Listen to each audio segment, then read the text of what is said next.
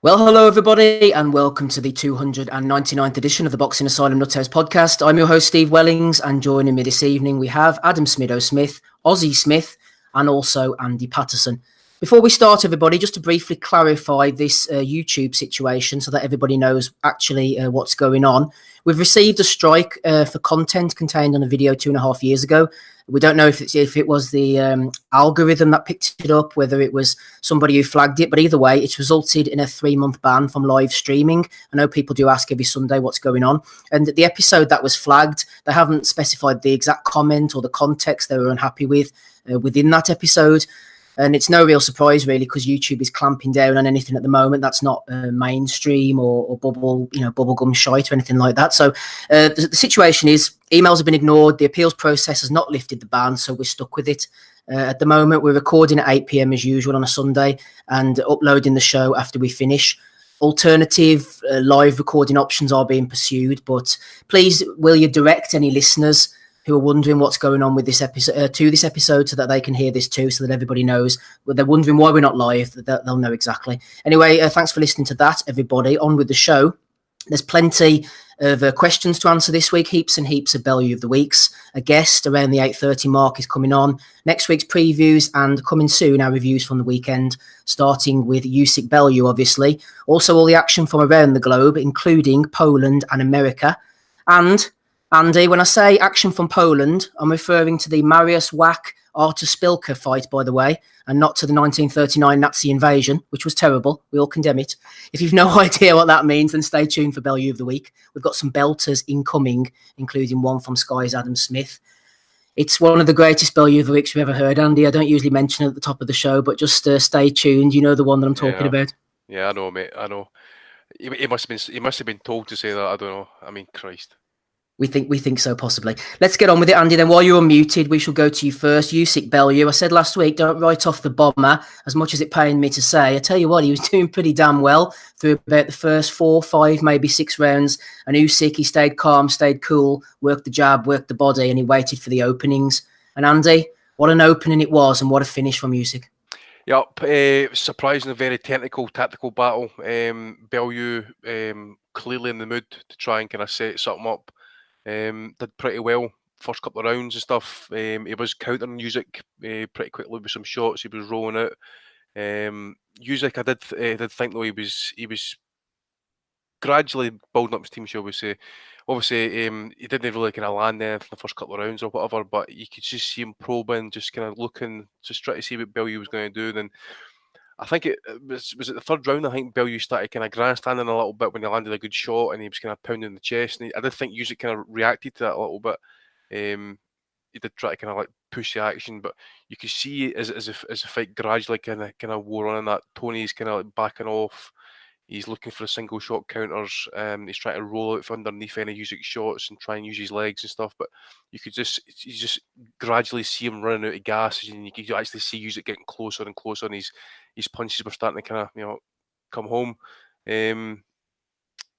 Some people, some of the comments I'm seeing, for example, saying that Usyk did nothing for 5 rounds. That's just absolute nonsense. I mean, Christ, the guy's okay. He's maybe not landing all the shots and stuff, but he's actually kind of he's trying to kind of force the fight. He's pushing it. He's trying to be kind of aggressive. That said, the ending was absolutely chilling. The left hand, you just see Usyk was, everything was behind that shot, and it could have turned out a really bad one. That actually, especially the way Tony kind of landed against those ropes, could have been whiplash. Could have been a lot worse than that. So I did think after the fight he was slightly concussed, just the way he was talking and stuff, but. All in all, it was a surprising fight. I did think that Usyk would win it on points probably, but just to kind of see him win it in that fashion, and that a lot of people wanted to see it done like that. So I guess most of us got our wish, I suppose. But in the end, it was just clear different levels, and that even the fight had gradually kind of went into the 10th, 11th rounds. That I still believe Usyk would have been too much. I mean, he was in third gear at that point. I think Usyk had a couple more gears to go up. I mean, Christ, Bredis gave him everything he could handle, made it a close fight. That's the other thing when people say is, for example, that Usyk's never been tested. Well, you all know that I was live in Riga that night, and I did think, being ringside that Usyk, Brennis maybe just shaded it. But to say that he's not been properly tested, that's just absolutely wrong. In the end, you could see it. He had a lot of more gears to kind of work up. So in the end, you could have probably maybe seen the kind of stoppage coming later, but to have it end like that was brutal, was emphatic. And I don't know if we should lay reference to the scorecards. I mean, I did notice Montero was actually unhappy with them. What do you guys think about the scorecards? I think 2 had Bellew up by 1, and the other one was level, I believe. No, I think 1 was level, 1 was up by 1, and 1 had Bellew up by 3, Andy. That's what it was. Sorry, I missed it. Mm-hmm. Well, obviously the one that had Bellew up by 3 is obviously wrong. Crowd have influenced him, I think. Yeah, definitely. I mean, as I say, Bellew's throwing single shot counters as the kind of fight gradually kind of progressed. They were obviously crying to those single shots and stuff. But as again, when the fight went on, they gradually kind of quietened down. Usyk was kind of getting more on top and stuff. And you could hear a fair sizable vocal support there as well. But yeah, the scorecards definitely need to be kind of looked at, especially the one that was. I actually forgot about the 3-point scorecard. So that one definitely needs looking at, because I think either level or Usyk up by 1 is pretty much how it should have been at that point. Good stuff, Andy. Talking about going through the gears, moving up the levels. Rapping Rob Kelly's on with us. Coming to him shortly. We automatically go up a level or 2 when Rob's here. Smido, you're the man as far as I'm concerned. George Atwell is asking you a question, Adam, about what you thought about the fight. In particular, Bellew always promised to take Usyk into deep water, says George Atwell, and said it would be an all-out war. Has Bellew actually ever been in an all-out war? The Hay fights I wouldn't class as wars, and nor was Makabu either, says George. Where did this narrative come from that Bellew is always in wars? Probably from himself. Well, we've actually discussed this before, long before David Hay, about the two or three myths with Bellew. One being his power, or not lack of, but not quite as much as what he makes out shouting down the camera, and 2 being that he's in wars, as you explained, Steve. Tony Bellew does a lot of walking in his fights. He didn't have to do that against Hay, because he was a shadow of him former self, but it's something he's done regularly, and he did it again last night. I think, just on the question as well, Makabu was pretty damn close to a war. I mean, 3 rounds, 2 knockdowns, 1 for each. I mean, it was a pretty close to a shootout, that one. I think last night he did go for it. He did try and take Usyk into deep waters, but he pretty much failed to do so. I've not really got a problem with the strategy from Bellew last night. I think he even admitted it in his post-fight interview with Coogan. Said he was tired at the time of the stoppage, and we could see that, and he went for it. Tried to get into Usyk's face early and counter-punched, which we wasn't really expecting, and he did it quite well. I thought Bellew started very, very well compared to what I was expecting. So I'll credit him for the first 2 or 3 rounds, but Bellew was expending a lot of energy to box the way he was. There was a lot of movement, a lot of feints, a lot of energy being used. Box he did, Smitho, including his head movement. He showed his old amateur schooling. He can box a bit, Yeah, but I think that it was unnatural, and as such, using a lot of energy, and like I say, and that leads on to running out of energy and looking tired around the 6th, 7th, and 8th rounds. He was very tired when he got stopped. But yeah, I think that, like I say, that's not criticising his gas tank or anything like that. Usyk is an extremely hard puzzle for anyone to solve. And that's what they decided to go with. And to be fair to them, for 5 or 6 minutes, it worked. And then, but obviously Usyk, kept calm. He took some big punches from Bellew. He was putting Bellew again. Going back to the expended energy, was each of the counters, although they were being pretty successful, if not landing flush every time. They were eye catching, but he was putting full power into them. And again, if they come up short, or even if they don't, they're going to take energy off your reserves as well. Usyk kept calm. Looked like he took a couple of rounds to work him out, was pretty much enjoying himself. And then when Usyk's left hand really found its range, came into play around rounds 3, 4, 5, either in a hooking nature or a straight nature, that was when he took over the fight. Bellew started, his back started hitting the ropes around rounds 5 and 6, and that was when he was getting more tired, and Usyk was really starting to get on top. If you took the stoppage if you took the 8th round in a nutshell and watched that, you would think that, well, Bellew was made to look crap, to be honest. He was caught extremely square on. I mean, that is really, really amateur stuff. The type of thing that I would do in the gym, to be honest. He's kind of bounced off the rope. He's come back, stood square on, and just been obliterated by that southpaw 1-2. It was a more entertaining fight than many were expecting. And I think that Bellew comes out of it with credit, to be honest, and that's coming from me, who pretty much hates him. Like I say, I was nervous after a couple of rounds because I've been saying all week that he's got no chance of winning. People were texting me saying that should have put money on Bellew, and I put them off. And then after a couple of rounds, I looked at the odds, and I think he got as low as 2 or 3 to 1, Bellew. So he obviously started well in the eyes of the bookmakers as well. And but yeah, in the end, he just, as expected, he started getting absolutely peppered by a lot of punches that Usyk throws. Face was swelled, and the only thing that I didn't particularly predict was Bellew going out flat on his back. I know he rose to his feet, but it was a very heavy knockdown. Head was almost out the ring. Did well to get up, I thought. He did, yeah, he did well to get up. I was expecting more of a stoppage on his feet or maybe possibly corner pull out, but yeah, it was a very, very heavy knockdown, and yeah, I know it's not up for debate, but a perfect stoppage. Yeah, plenty of love for the bomber. Tony Bellew I'm talking about, by the way. Aussie, a bit of grief as well for Tony, even in defeat. Toby Hines was jumping in. Another one on Bellew, says Tony. I feel a cunt shitting on him as I actually liked him when I met him. But did you know this, Aussie? He has never beaten a reigning champion in his career. All his titles, Commonwealth, British, European, World, and even silver and shitty WBC International and WBC International silver title were all vacant. The only champs he's ever fought have beaten him. Does that mean anything to you, Ozzy? I understand this point, and I think particularly as you go higher up, particularly for the world title, I can understand that, the European title, but Masternak's no slouch, and for the European title, I thought it was a pretty decent fight. Lower down, I can't remember the situations, but it could be a case of, where you made mandatory for the British title, the champion vacates, and you struggle to get people to fight you.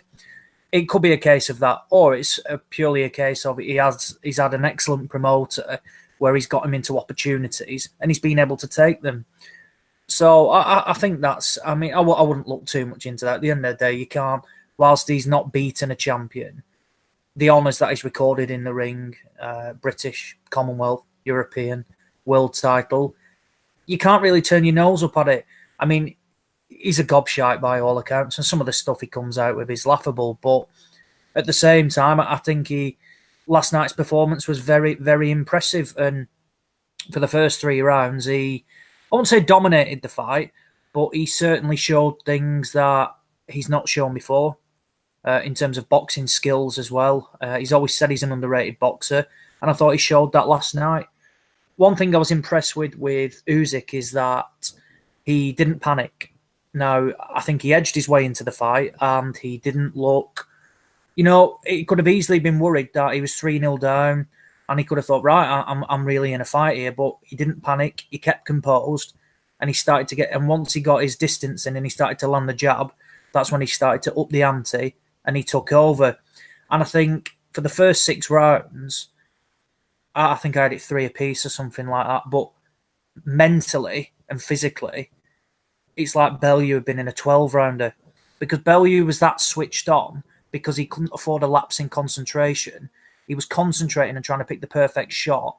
And I think that mentally drains energy from you as well. And we saw at the end of the 6th that he got sloppy and he dropped his hands and he got caught with, I think it was a hook on the bell, and his legs wobbled. And I think that showed to Usyk then that he did have the power to hurt Bellew. And then from that, he started to plant his feet a lot more and started to land the heavy shots. Now, what I like about Usyk is he doesn't waste anything. He's not one of these that, like throws a combination and it looks flashy, but he only lands 1 or 2 shots. He was picking the perfect shots, and the shots that he was landing to Bellew were damaging shots. And I mean, that just highlighted in the finish. The setup was superb. And yeah, he adapts so quickly, doesn't he? He sees like if a left hook was missing and Bellew was ducking, then 2 punches later, he was then going down, waiting. It's his ring IQ was so high. Exactly that. And even the things like, when he was losing the round, but the way he was cutting off the ring and his craftsmanship, he was never truly being dominated. Yes, I think he may well have given rounds away, but it was all part of a game plan. And it was very, very impressive to see. And I mean, I didn't think the fight would turn out like it would. I was quite surprised that he stopped Bellew because I thought Bellew could take a shot. But I think physically as well, he was that shattered. He was just wide open and he was taking clean shots and it was a tremendous finish. I enjoyed it. I did think it would be quite boring, the fight, because I thought Usyk would just dominate and it won't be an easy watch. But fair play to Bellew. He gave it his all. He didn't have to take this fight. Don't get me wrong, he's been handsomely paid for it. So I'm not going to applaud him in that sense that, yes, you have been paid for an excellent fight and you tried to win the unified cruiserweight belts, and fair play, he's now retired. I don't think he has anything else to offer. For Alexander Usyk, I think the only way is up. He was quite coy about moving up to heavyweight, but I think once he's had a rest with his family, because I think his past 12 months in terms of a boxing calendar have been truly remarkable. So whilst he's not really been caught, because I think one thing last night is Bellew didn't land the same shot twice on him because he adapted. And it was that hard for him to... I mean, I don't think he got hit clean, rarely anything, because he rolled the shots as well. So, yeah, so the only way is up for Usyk. I think Fighter of the year, Aussie conversation. 100%. I cannot see who else could be named as fighter of the year. When did this guy last fight in his hometown? He defended 16, and won. yeah, I think. He's defended. Johnny Miller, was it? I'll pull up his box right now. One since then, Andy. So it was. How many times has he fought this year? He's fought. That's his 3rd fight this year. Third fight this year. That's fighter of the year status then. We were talking about Inoue a couple of weeks back and stuff, but as you say, I mean, he's beat the 2 top guys at the cruiserweight division, unified it, and then he's just basically iced the former champion. Got to be Usyk for me. So he last boxed in 2015 in the Ukraine, and that was against Pedro Rodriguez. Since then, he beat Krzysztof Glowacki in Poland. He then had a couple of defences against Tabiso Machuna in America and Michael Hunter. He then entered the World Boxing Super Series and destroyed Marco Huck. He then had an excellent win against Bradis in Riga. The Huck fight was in Germany.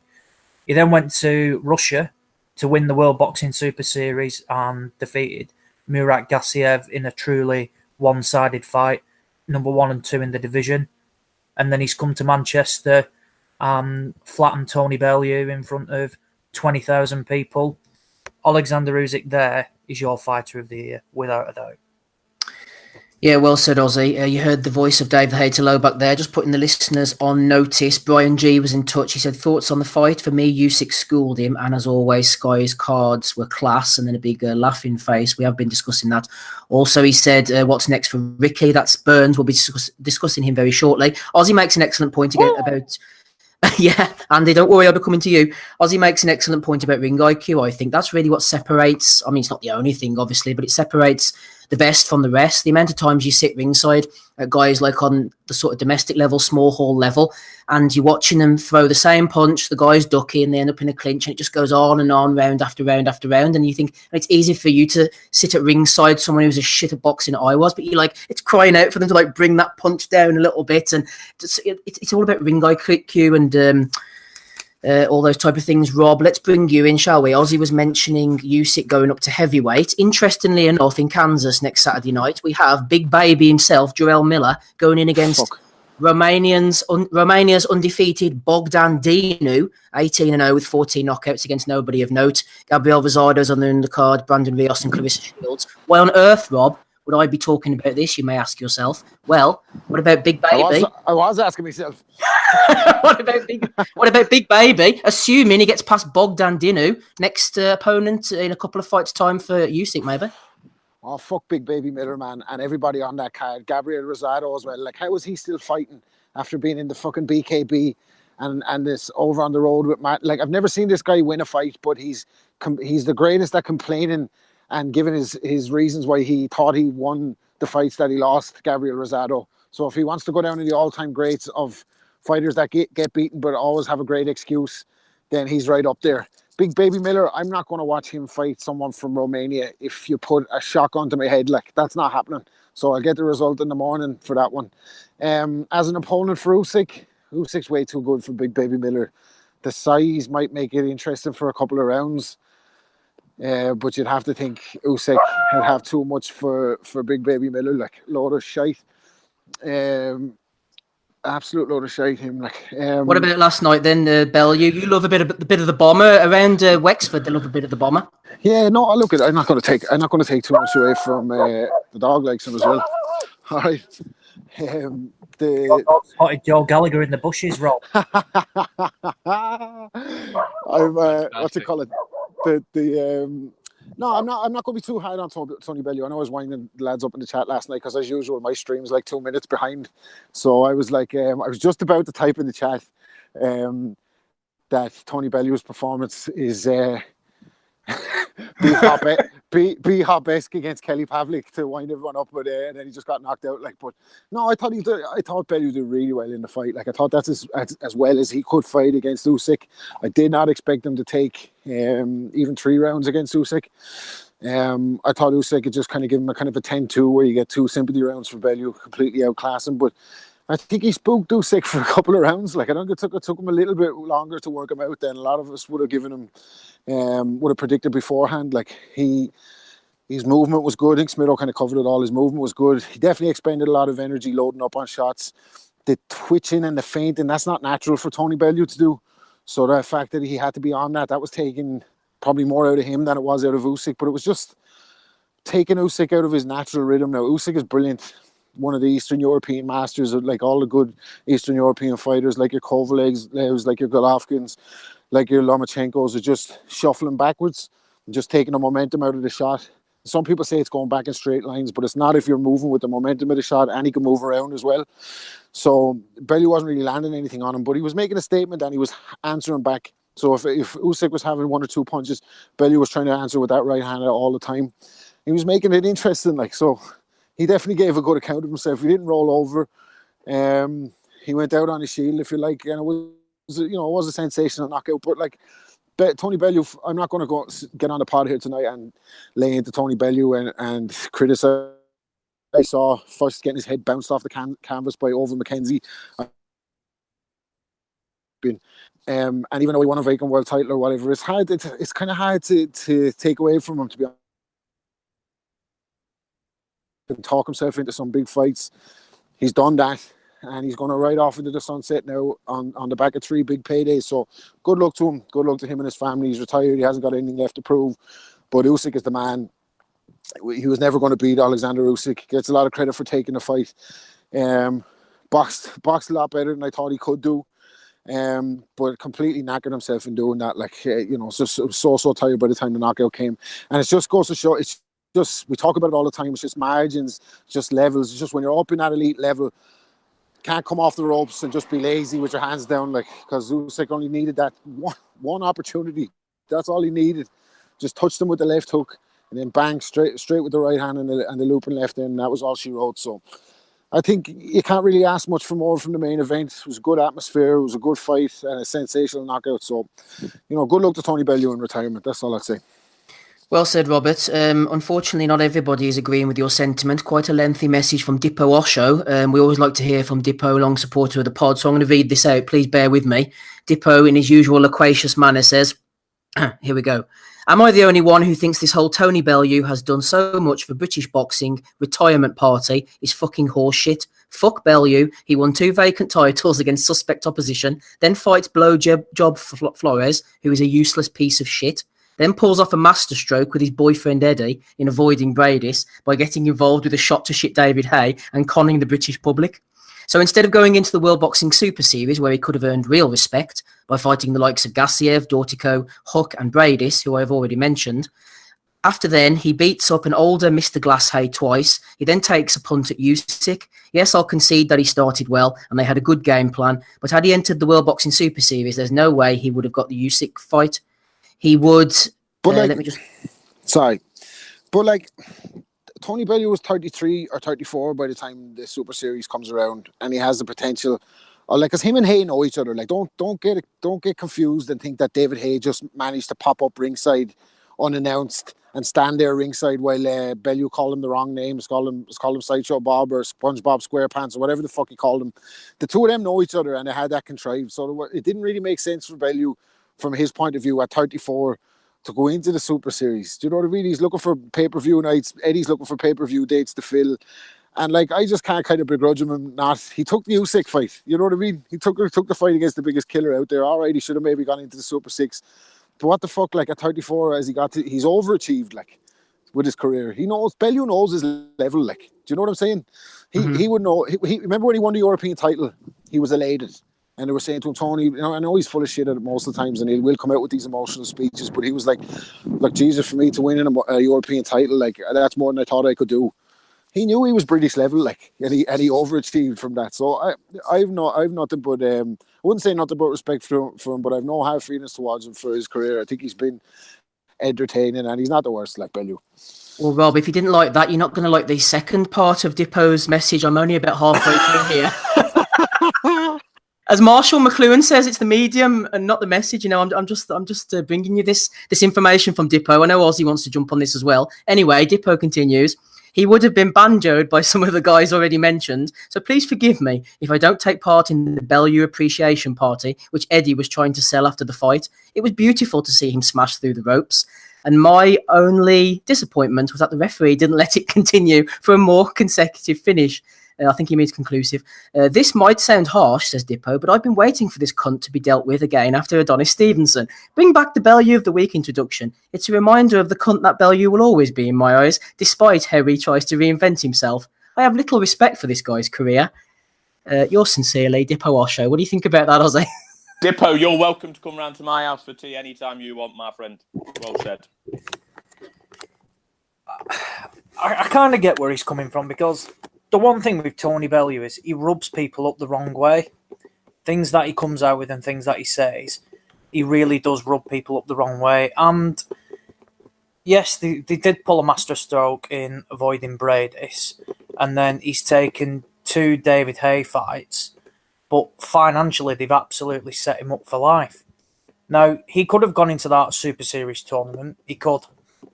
He'd have probably got through the quarterfinals and then probably come unstuck in the semi-finals. But it's regardless. He's gone on to box the winner of that tournament.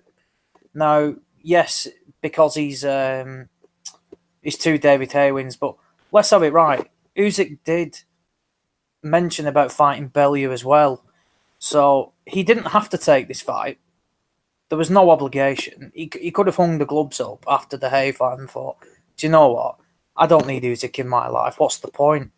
But he did step up to the mark, and I think you've got to give him some credit for that. I know it's difficult for people, but at the same time, he didn't have to take it.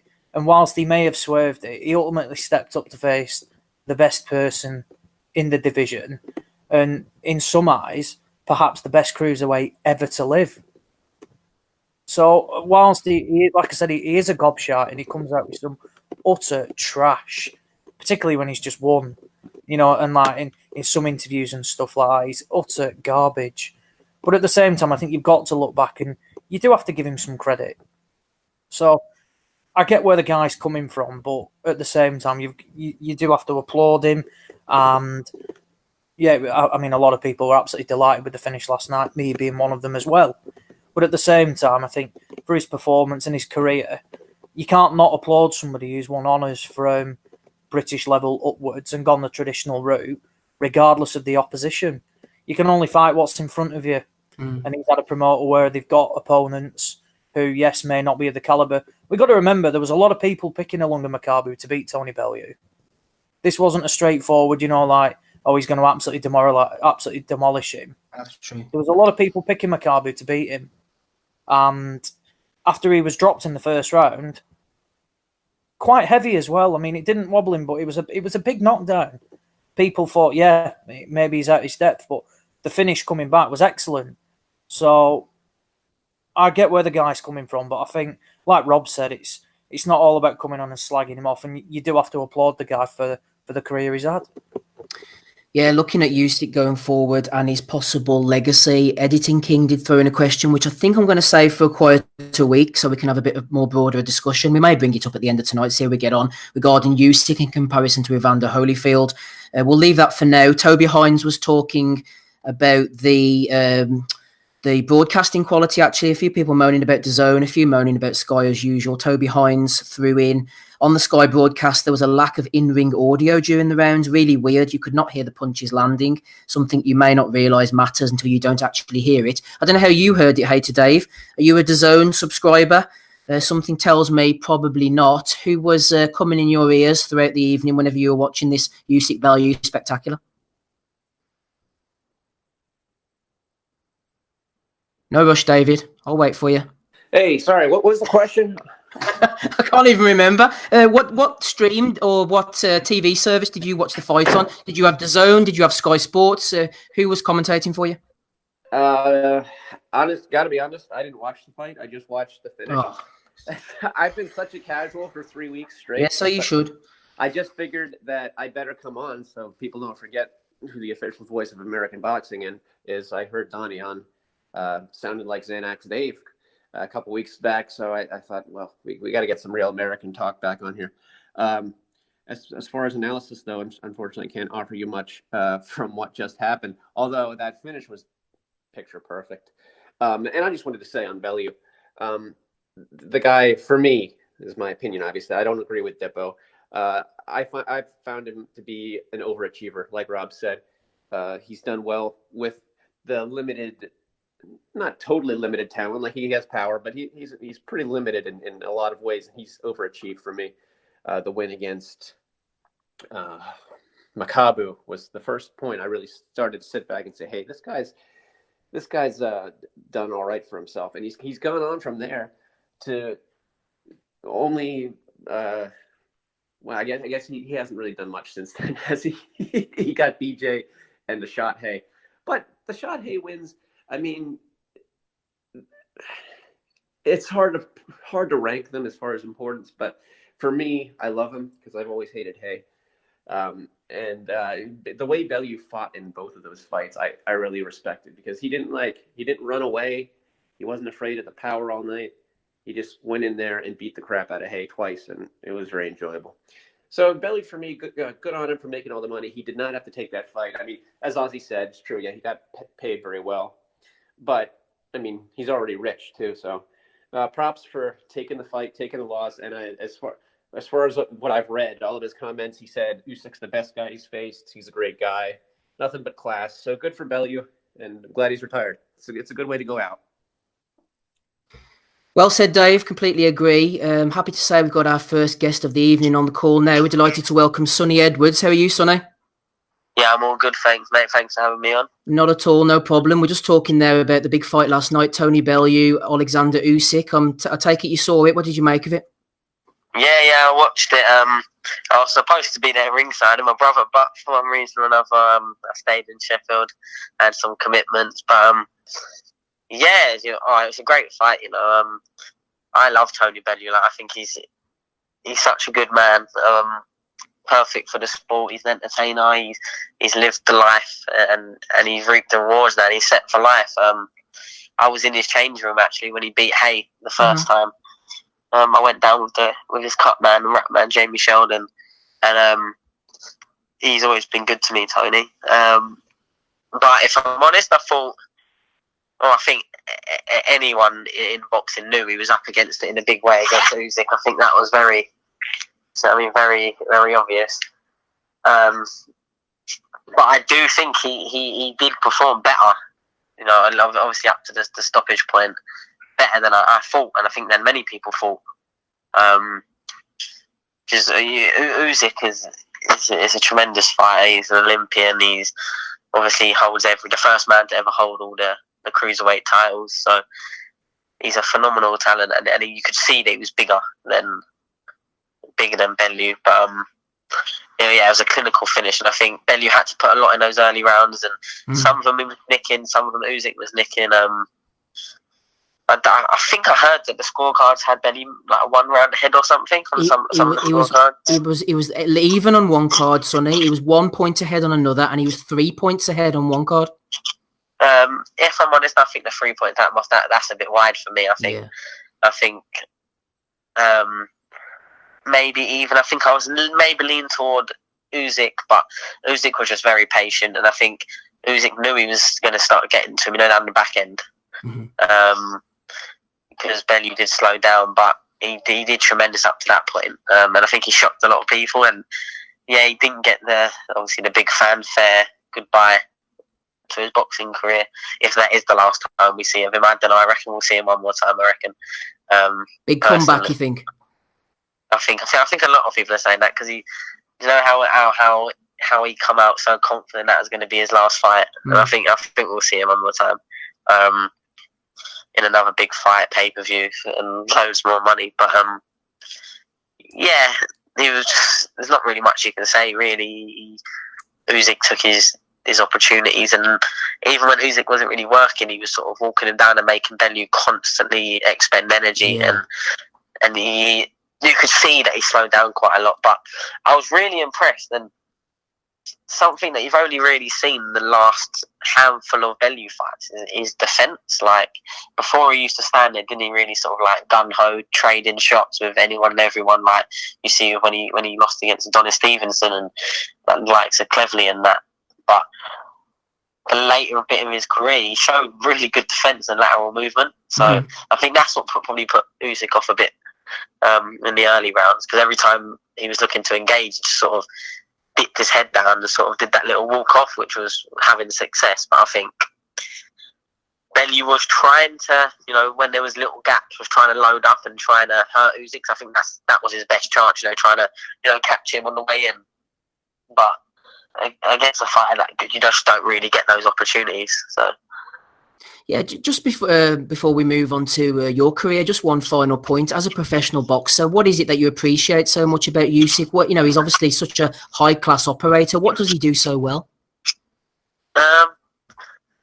He's weird because he looks like, the only way I can describe him, he looks clumsy, but he's in control at all times. And I think it's hard to wrap your head around. Like, I remember seeing some people that probably haven't seen or heard much of Usyk before, like, sort of tweeting away like, his footwork was terrible and he was one-dimensional. I was just like thinking, what? Like, he was just walking forward, just behind that high guard, jab, just making Bellew work. And I think he's shown that he can adapt to various styles.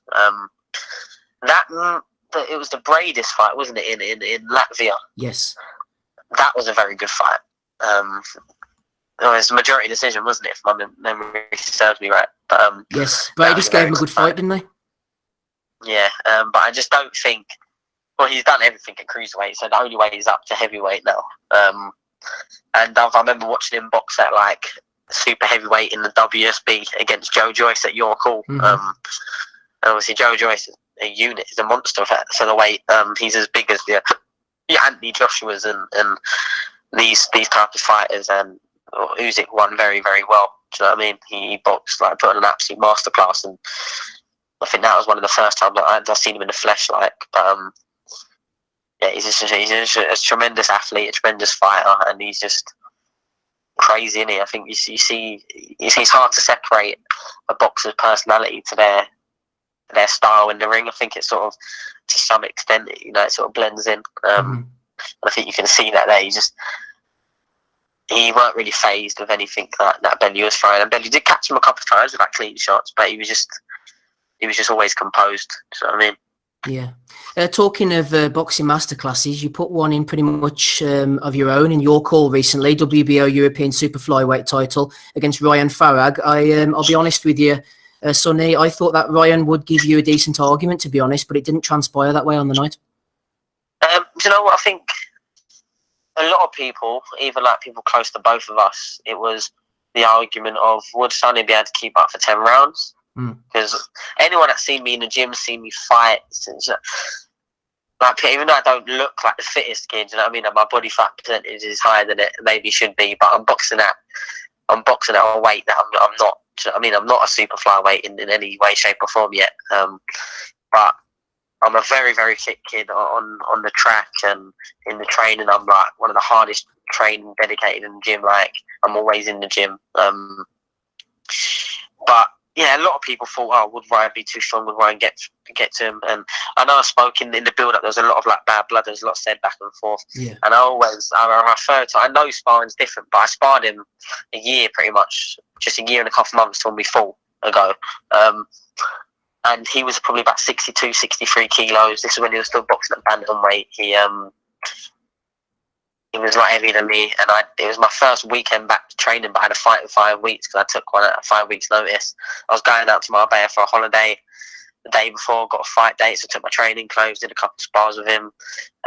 He was a lot heavier, and in those spars, like, I think I showed on the night what transpired. You know what I mean? I was my distance and then my movement, and I was in and out, and I was landing clean shots and changing the angles.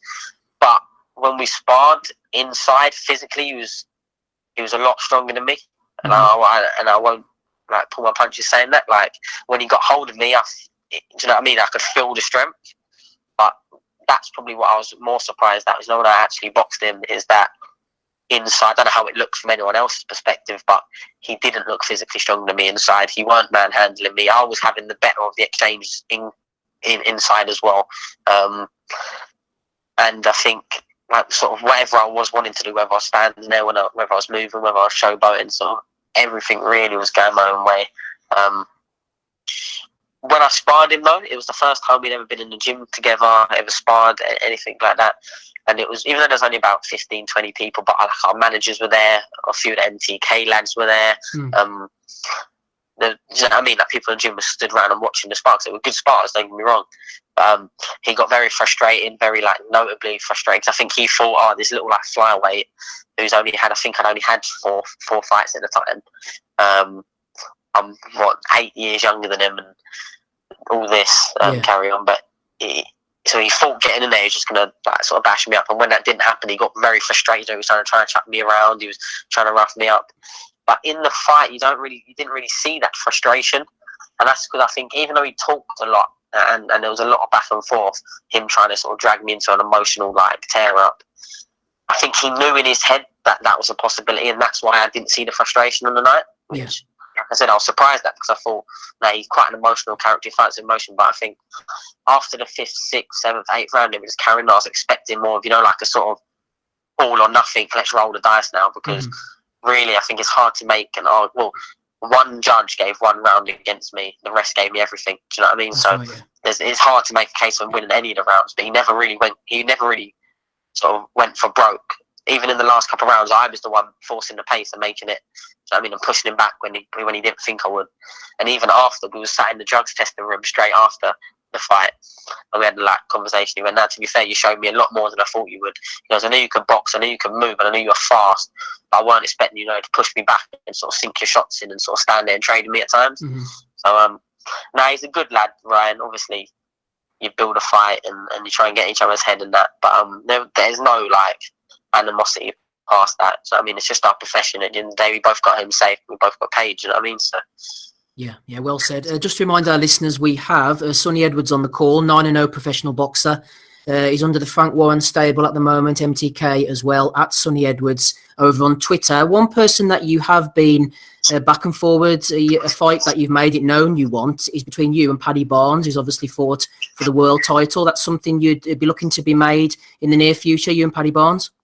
I've had that question as many times as you can imagine, and the answer's the same. I'd fight Paddy Barnes on the 22nd of December, where he's still looking for an opponent.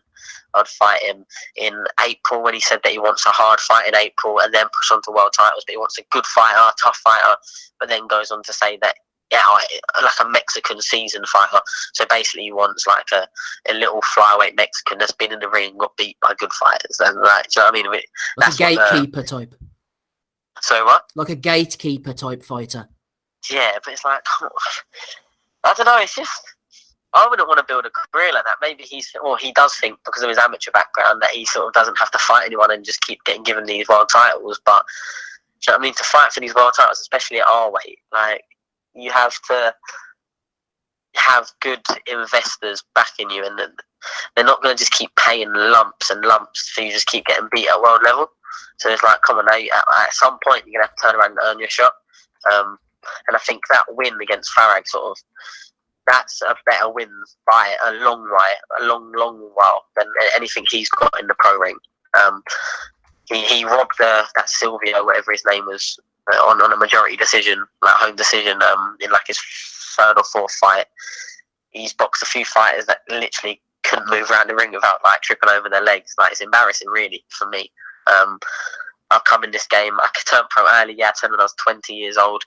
I won 6 national titles as an amateur, senior ABA champion at 18 in my first year of doing it, like asking Team GB, beat 3 times Olympian, world champion in my only fight for GB, who went on to fight at Rio, got to his third quarterfinals in the Olympics, always lost a gold medalist. So I've got the pedigree there, but I didn't stay around long enough to, to sort of build into the Olympics and all of that side of things. But I think that Ryan Farag was a big step for me, and I think I've had a lot of people that sort of, gave me stick, laughed at me before, didn't take anything I was saying serious, like, oh, what has he done, who has he beat?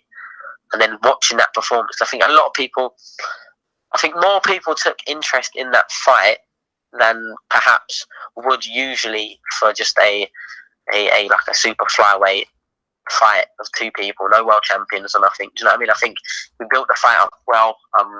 It got relayed to me that the viewing figures were good. There was good reception on the main event. So I can't complain, really. And I had a lot of plaudits from a lot of big people in boxing. People would have laughed at you before calling Paddy Barnes. Now they're all standing around scratching their heads. And well, if Sonny can do that at ease over 10 rounds, I mean, I didn't look like I was tired. I was as fresh in the 10th round as I was in the first. What would Sonny do to Paddy Barnes? And I've said it, and I'll maintain saying it. I think of Ryan Farag, who's the EBU bantamweight champion. I'm not going to say he pushed Ryan Burnett, because that's not true. He gave Ryan Burnett good rounds though, and nicked a couple off him. But it was a very one-sided fight still for me. But he'd been in there with good fights. Lost to Lee Haskins, and then that Karen Guifi, went on to obviously be European champion and defending it, etc. But yeah, I think he is a harder fight. He's a bigger man. He's a stronger man than Paddy Barnes. Gets in better shape and a lot better condition than Paddy Barnes. So yeah, that's the fight I'll take with open arms. But it's not a fight that I'm ever going to stall my career to chase, if that makes sense. Yeah. Because sometimes at this stage of a boxer's career, you can sort of really put hurdles in your way. Chasing these big fights, you sort of got to let them happen, because I've seen my brother. It happened to my brother with vacating the British title on the promise and the premise of fighting Carrier fight for a world title. A whole year later, Charlie done his box 2 6-rounders or whatever he did. Sort of getting dangled in the carrot and then falling through. So that's never going to be the case with me. I'm going to let my management team manage me, my promoter team promote me, and hopefully now it's looking like the British title will be next up for me at super flyweight. Once again, I'm a flyweight, but I don't turn down fights, and I've earned my shot at the British title. Waiting for the board, obviously, to put that in writing. But Jay Harris was supposed to fight Ryan Farag for the British at Superfly. Obviously, I've beaten Farag now. Jay Harris has just come through his Commonwealth title defence. Good friend of mine, Jay, but that's looking like what it's going to be for the British, which we'll both be happy with. We're good friends, but if you're fighting for a British title, like such a prestigious title, you're going to put your friendship to one side. And like I said, I think I've earned that now, and it's hard for the British born anyone to make claim against that. Yeah, just a couple more questions for you, and we do thank you for your time as well, Sonny. What about a couple of names I'll throw your way? Tell me what you think. Andrew Selby and the European champion Vincent Legrand. Any thoughts on those 2 guys? As in for myself or against each other? No, sorry. I mean, obviously for you to fight, future possible opponents for you, sorry. Well, Andrew Selby is someone that I've looked up to since I was a kid. Obviously, he was on the same GB squad as my brother. And a lot of things that I've taken into my game, when I was like 14, 15, whatever the age I was when he was sort of dominating the the World Series of Boxing, sorry, and going to the Olympics and that. I looked up to Andrew Selby in a big way. Don't get me wrong. I've always said I don't hide or duck or run from any fight. As long as I get my fair treatment, my fair purse, then I'll have it with anyone. But Andrew Selby is a phenomenal fighter in his day. I hope that his his layoff doesn't affect him too much. I mean, he was at the ring for a while, so he's just come back. Just like a tick over fight. But yeah, that he's on the door of world titles now, so he's not going to be looking at boxing at no British level. He said in an interview before that, Sonnen was a good fighter, but obviously if there was a reason to fight me, he'd fight me, of course. But yeah, I think that's a fight that if he's still around, like when I get to that level, then yeah, of course. Vincent Legrand, a very good fighter, tough fighter. He used to be at bantamweight in the World Series of Boxing at 54 kilos. In the first couple of seasons of it, he's a very hard fighter, and I think he's very tall. I think he's around 5'9", 5'10", or something like that. He's 5'9", yeah. And he can bang a little bit, and he can box. So he's a hard fight. Once again, he's like a world level fighter. I know he's European champion, but he's sort of pushing up for the world level fighters. But like the same thing, if I get a fair crack, then I'll fight anyone. But right now, I think I've got quite a bit of business left at domestic level. I'm holding a world ranking at WBO. It was 15th or 14th, and now after that defence, I can only see it, climbing a couple of places or something. But yeah, like British title next, really, and then maybe defend that a couple of times. Maybe look to hold it outright, but that just depends on if the fights are there. Do you know what I mean? The fights have got to be there for that, and how many fights? It's not the deepest of divisions, super flyweight, and even then I'll be looking at titles at flyweight as well. So it's just what opportunities come up. But I feel like I'm miles away from the world level fighters at the moment. Don't get me wrong, I'd fight them given the offer, because I'm not too worried about sort of defending and I'd rather have a career of good fights, whether I lose a couple here and there, and because I believe in my ability to the extent that I know on my day I'll give absolutely anyone nightmares. Same reason I was used for Ryan Burnett's world title fight as a sparring partner. Same reason I've been flown out to Artem Dalekane, the WBA flyweight world champions, twice. I was invited again actually this month to go next week for a couple of weeks for a third time to Ukraine. But I've got a baby on the way. I couldn't leave the country. Mm-hmm. But I think slowly, people are more taking notice, and I am very young. I look even younger than I am. You're 22, aren't you? Yeah, I'm 22, 23 in January. Only just gone 2 years in a pro career, but it's just I want to have a long career of long fight. I'm going to be in. I could tell now, as touch wood, nothing untoward happens to me, I'll be still boxing when I'm like gone 30, 35. Do you know what I mean? I want to have a long career, loads of fights, get to the highest level I can, and just keep boxing because I enjoy it so much. I think if anyone that watches my performances can tell how much I actually enjoy being in that ring, it's not a job for me. Do you know what I mean? I feel blessed to be able to do this full time. With my sponsors and my team around me. But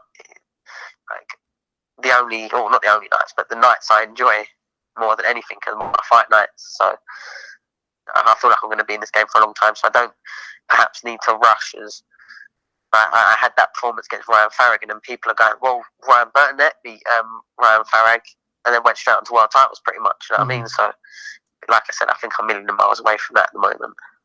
And so just finally then, Sonny, regarding the weights and the weight making process, you're at super flyweight. You can get down to flyweight. I mean, are you going to be looking to move up the weights, obviously, as you progress and you get older in your career? Well, as an amateur, which was only a couple of years ago, I was a 49 kilo kid, light flyweight. Yeah. Never boxed at 52.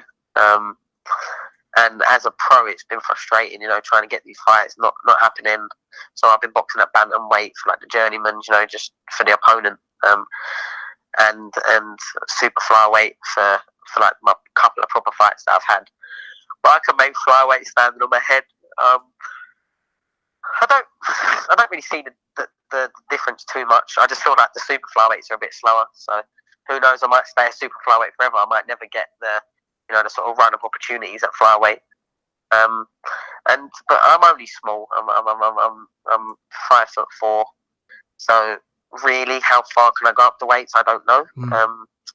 But it's one of those things that I get in the ring and I spar, and I always have people above me and up like bantamweights, super bantamweights, and even up to feathers and lightweights. You know what I mean? Sparring. Yeah. So if I feel comfortable at the weight and I'm comfortable with the fight, then yeah, well, of course we'll go up the weights. I'd fight at bantamweight now, super bantamweight, even if at British level, like, and I think with me, really, obviously, everyone gets to a level and it catches up with you, but I don't think someone being physically stronger than me and maybe hitting harder than me really affects me with the way my style is. Yeah.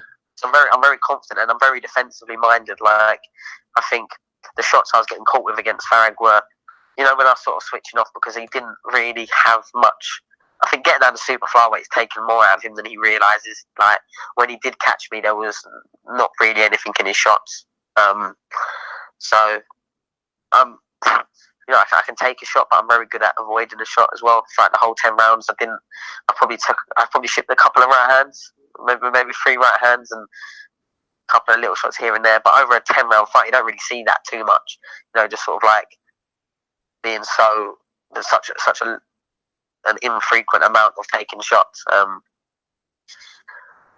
But yeah, so the weights are there, the fights are there, but I think we'll just have to see how my body sort of progresses as I get older. Because I was always a late developer anyway, so really I'm 22 in like a 17-year-old's body at the moment. So who knows when I get a bit older? I don't know. Well, I suppose the only way is up. At Sonny Edwards on Twitter, everybody. Fascinating discussion. Thank you for being so honest and for answering all the questions. We really appreciate your time this evening, Sonny. No worries. Best of luck going forward. Cheers, mate. Thanks. Bye now. Perfect. Sounds good, him. I enjoyed that, Rob. Do you know what I liked? The bit when he said about, I don't care about taking a couple of losses. I want to test myself and I'm not interested in, hanging on to an O. I like that refreshing attitude. Yeah, and the part where he said, like, he learned from his brother's mistake. Like, he seems to be very tuned in, very confident, but very tuned into how to progress in the best way as a fighter, like, which is nice to hear from a young fighter, like, so good luck to him. Go ahead, Andy. No, that was good with discussion. Honest, Frank and Oatman and stuff, eh? We were just talking that, obviously, me and Ozzy and Ben were talking off air and that about like the weights. Obviously, he's having to move between superfly and flyweight, trying to get fights and that. Obviously, it's going to have to happen. I was just trying to get my head around about if like Edwards was still, Harris was still the Commonwealth champ at flyweight, which I've been told it is. So this would be for the vacant British at superfly, is that right? Yeah, Harris would move up. I'm taking it. All right, no worries. It sounds good. I mean, get a chance to go out to Ukraine and a chance to spar out there. Obviously, he said to knock it back and that, but that would have been a good education for him if he could have managed to take that trip in. Certainly would. Thanks to Ozzy as well for sorting that one out. Andy, while you're good to go, let's move on to the undercard. A few bits and pieces of interest. Crawley, Jordan, wasn't really that fussed on that. It was okay. I don't think that's world level fair, but I'll leave that for another day. Josh Kelly, absolutely pointless. Shouldn't be in with guys of that ability. Dave Allen, need I say more? Sam Hyde, blah, blah, blah. Ricky Burns, that's what it's all about.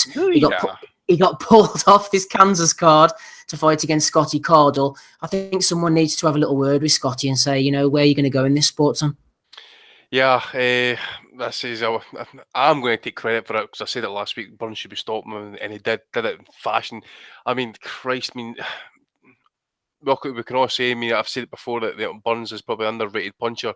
He has got power. Obviously, he's just not got the kind of knockout power, but to see Cardle get knocked out like that, though, just the way he went down, it was, I've never seen Ricky knock out somebody like that. So I think it's not so much like, I think the talk that Cardle needs really is to like retire. He's been in a lot of kind of hard fights. He's took a lot of punishment, cuts. I can't even think he was cut again there last night.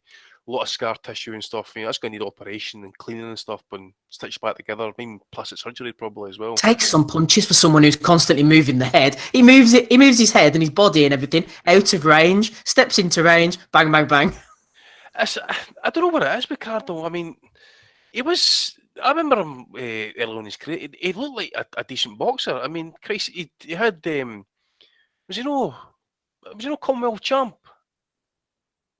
I'm As sure a he pro? won. No, as an amateur. Yeah, he was a very good amateur, yeah.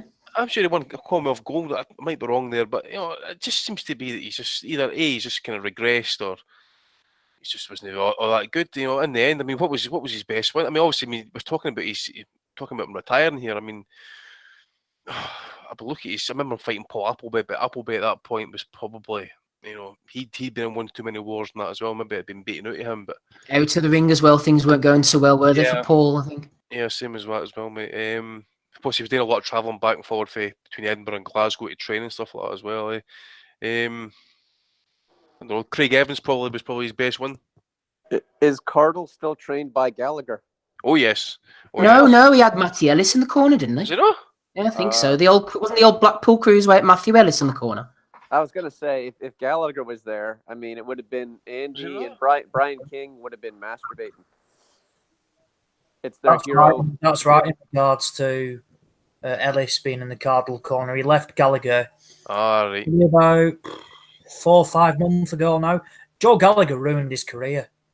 Cardle was a decent boxer, and he turned Cardle into a guy who wanted to just basically stand there and trade, and he didn't have the punch or quality to do that, and he's fucked now, basically. Like I said, Burns absolutely leathered him. He looked in a bad way, Cardle. That cut was horrendous. Burns was landing early on him. He was touching with the jab and the right hand. He got his time. Usually with Burns, that you can be seeing him like overreaching, and he's kind of like it's later on in fights he tries to kind of get more into it. But last night he was just I thought even at this point he's class levels above Cardle showed straight away. Well, Cardle's in good hands now, Andy, with Matthew Ellis. Someone once said that Ellis would become the $1 billion heavyweight. I don't remember him. He was a small heavyweight. He was skilled. I tell you who he fought. He fought the one and only Tony Bomber Bellew in Belfast once on one of the Martin Rogan, Sam Sexton undercards. Bellew knocked him out, turned to the crowd, and then let out a massive "Oh!" All right. I remember that one. I need to check that one out. Yes, so Burns isn't going to be fighting in Kansas, Andy. Anything else on an undercard? I know Ozzy wants to rant about Dave Allen. We can move on to him if you wish. It's up to you. Yeah, absolutely. I mean, obviously, I'll maybe just lay a quick mention to the Ukrainian on that card. I mean, it's like, Ganters. I mean, Christ, I can agree with what they said and stuff. 4 rounds is not really a lot of time to really get yourself in it, especially if you get knocked down in the first round and stuff. But that's Sam Hyde. That was a bad swelling. I mean, that shot up rapidly. It looked like that Richard guy actually kind of landed like in a lead knuckle and really marked up straight away. Kelly, I agree with you. That opponent was absolute dog shit. Crawler Jordan. I don't know if anybody's seen Crawler's piss test and that, but it looks like a cheeky vimto.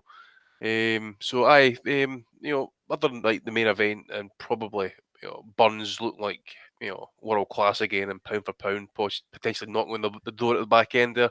Not a world title shot possibly.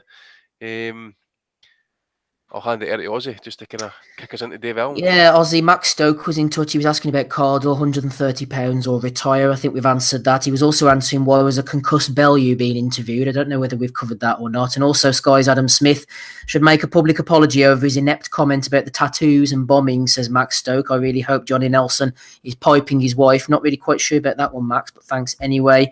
Did he Dave Allen say that last night about the tattoo on Bellew's back? Clearly not a reference to the terrorist attack at Ariana Grande's concert. What the hell was he thinking? Man, that has to. I'm sure we'll get to that in Bellew in a week. That's going to take some top. See, last week's one was undisputed. This could be the most. Just in case we thought Tony was a jihadi, he reminded us all in his super segue. But Griffin Alexander, baby. Truly go on, Oz, because I'm fully backing you on this Dave Allen shit. Go on, I want to hear what Oz has to say. I want to chime in as well at some point if Oz misses something out. Go on, Oliver, hit us. Well. I've been waiting for this ever since that horrendous display last night from the one and only David Allen, the White Rhino, the Doncaster de la Hoya, Papi de la pay-per-view. Stealing a living yet again with the same old excuses. I wasn't fit. I didn't train for this fight. But what does he do? He brings in the numbers. He gets the views. He's full of banter, and people love his rawness. Adam Spin Doctor Smith loves the Dave Allen story, doesn't he? Because he's raw. He's got all these things about him.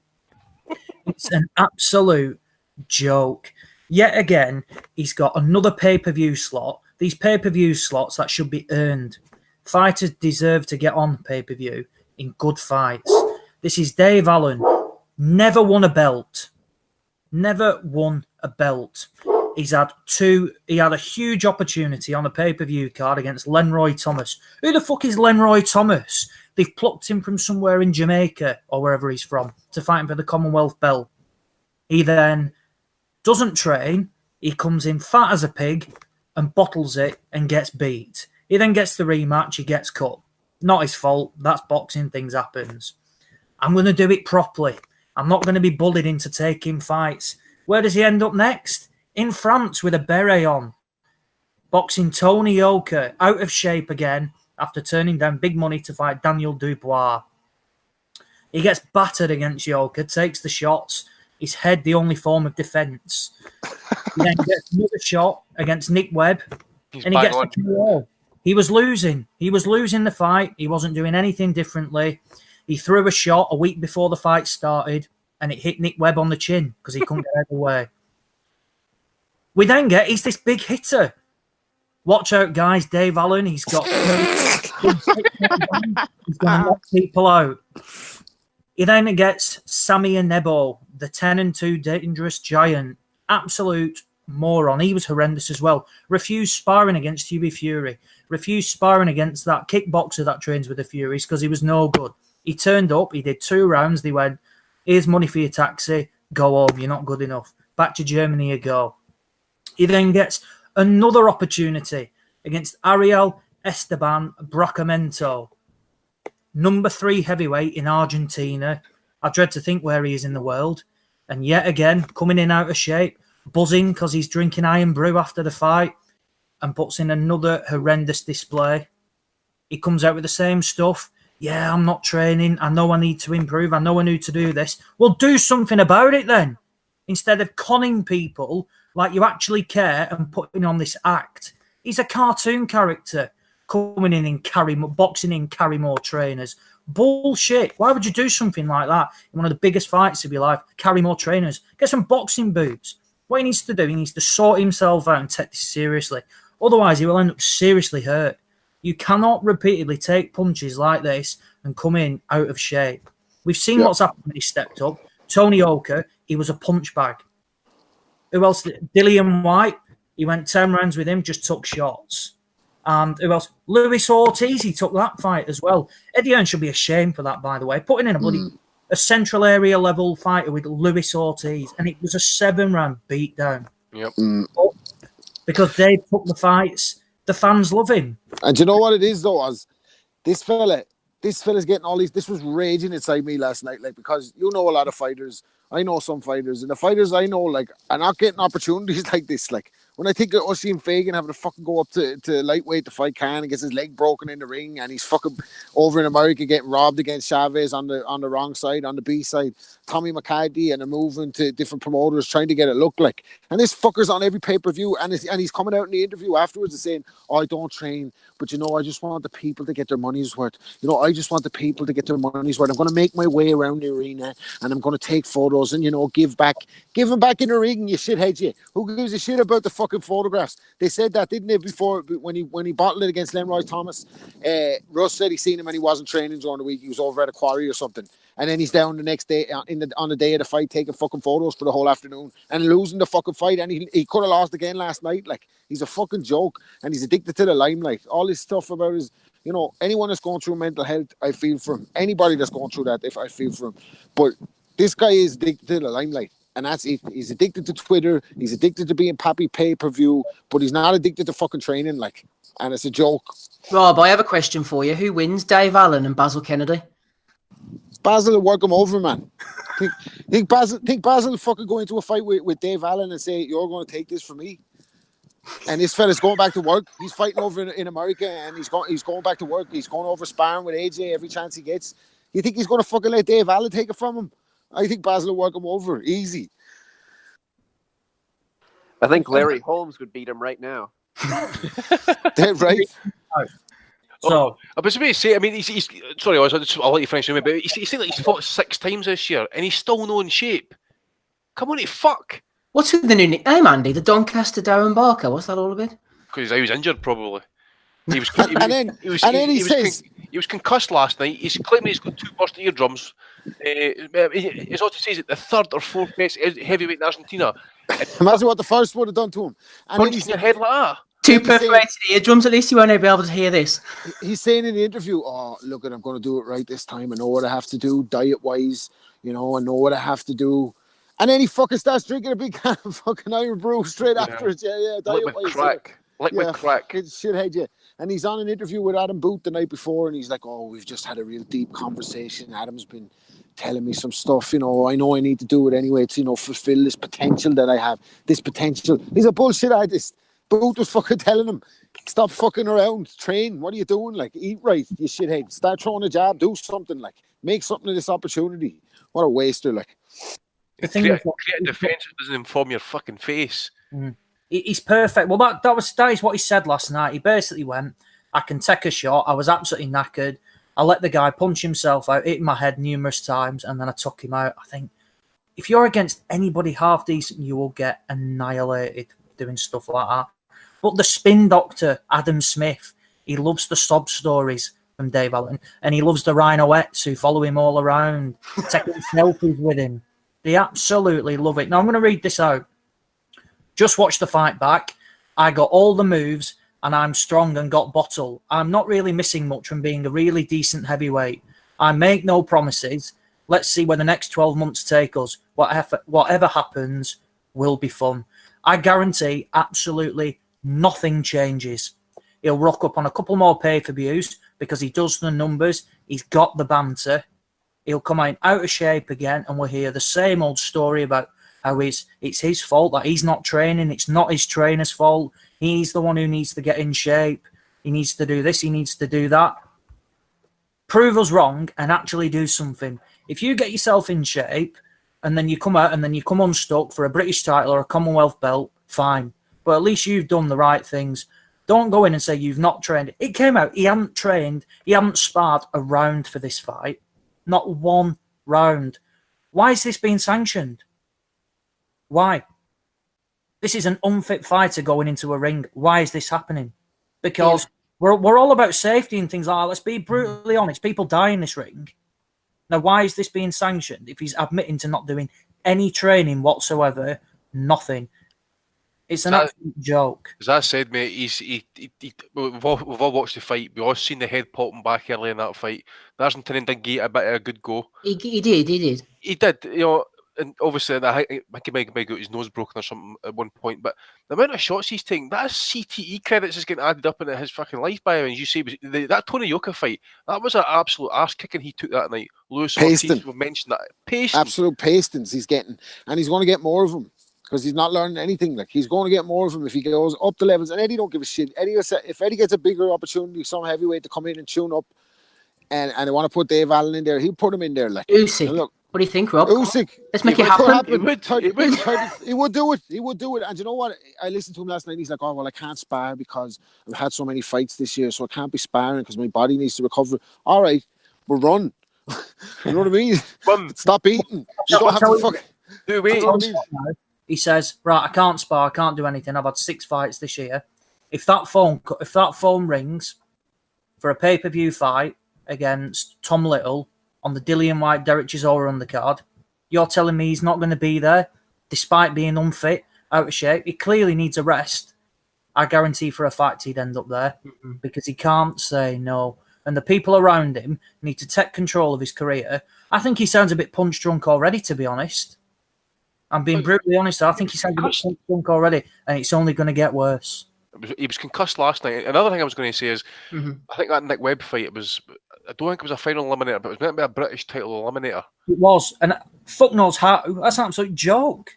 So you can imagine Fury getting his hands on them. And it says Fury wasn't impressive against Pulev. Okay, the bad cut to get different level, though, isn't it? It's different level, man. I mean, fucking Fury. I would actually say that Fury could actually even end his career because torture him.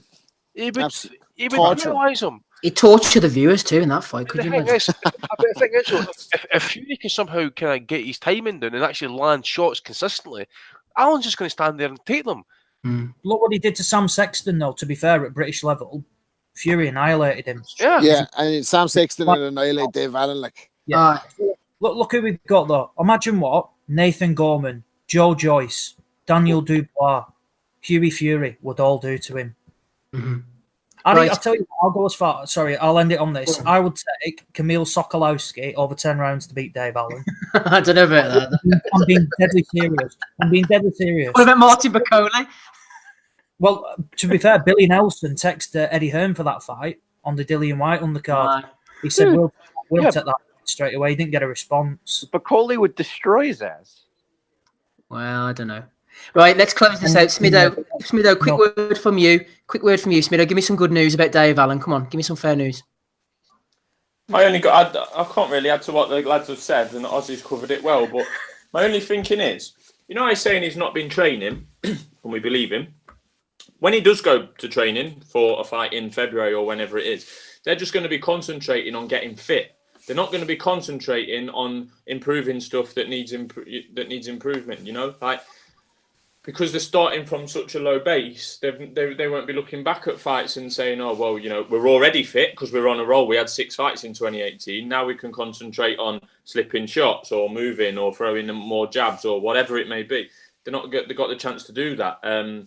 We've heard it all before. It's it's like just putting it on repeat. Dave Allen, I think, has now appeared on 6 pay-per-views. And you can almost write what's going to be said by Eddie and the fighter after the fight, and probably you can write what the commentary team are going to say during it. Agree with all points made. I just think it's shocking, and I think it's embarrassing as well, to be honest. Okay.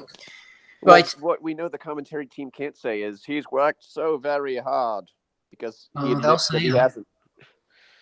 They'll say that, Dave. Don't worry. Let's move on then, boys, shall we? Let's get through the rest of the fights. You're listening to episode 299 of the Boxing Asylum Nuthouse podcast. We're not live at the moment, but DeHater Dave is with us, Andy, Ozzy, Adam Smido-Smith, and also Rapping Rob Kelly. Hit like, subscribe, and all those things.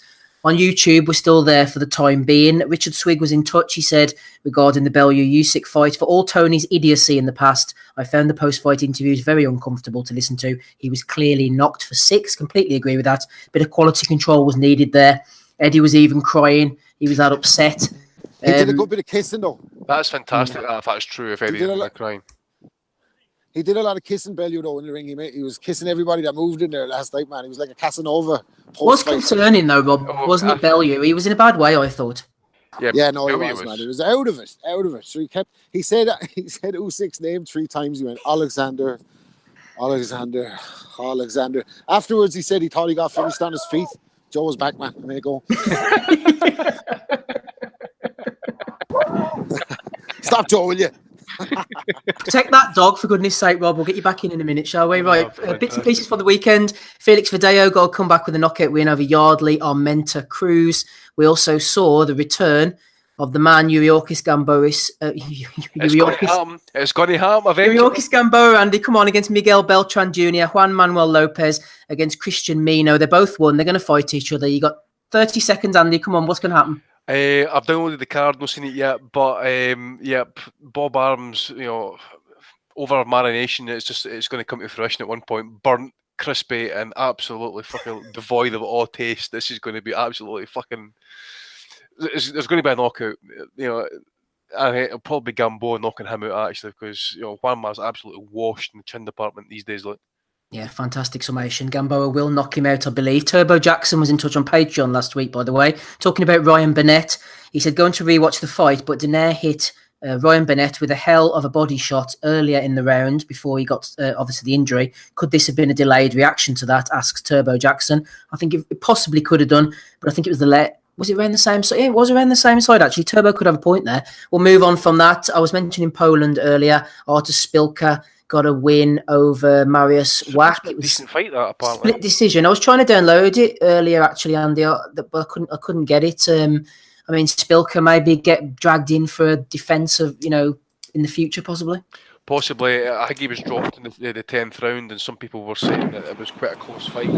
So I will try and get a look at it as well. Don't know if Do you want an interesting piece of Spilka trivia? Mm-hmm. He once fought Joe Joyce, the bare knuckle fighter, as an amateur. No. Really? Yeah, and apparently Nick Webb is sparring with Joe Joyce's upcoming opponent for their bare knuckle fight. Allegedly, that might happen somewhere.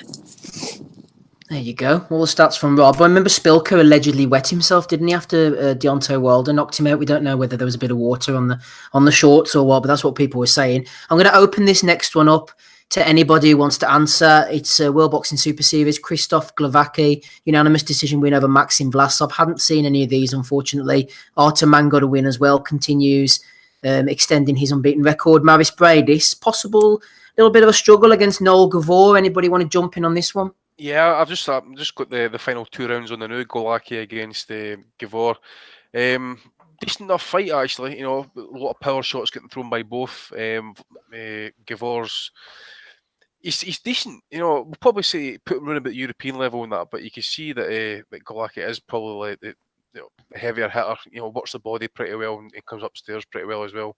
As for Bredis, I did think he had wee bit of struggle last night. Actually, he was getting caught with Vlasov. Sorry, what am I talking about? Vlasov with Glowacki, sorry, but I'm saying Bredis was struggling with Gavor last night with that right hand. It was it just seemed to be kind of anytime he threw the jab, he was always getting countered over the top with the right hand. I'm sure there's been problems. I think it might be after the Usyk fight. I don't know if there was a problem with the right hand or something, or was an injury or whatever it is. But he didn't seem to be kind of cutting it loose much last night. But as I says, I think that will be Glowacki against Bredis, so that's a decent enough. As I said again, I've said it the last couple of weeks now. The semi-finals are going to be pretty good, but I'm just going to base it off the 2 performances last night. I actually could see Glowacki beating Bredis in the semi-finals. Do you think Bredis deserved to win last night? Because I was reading that some people had it for the other guy.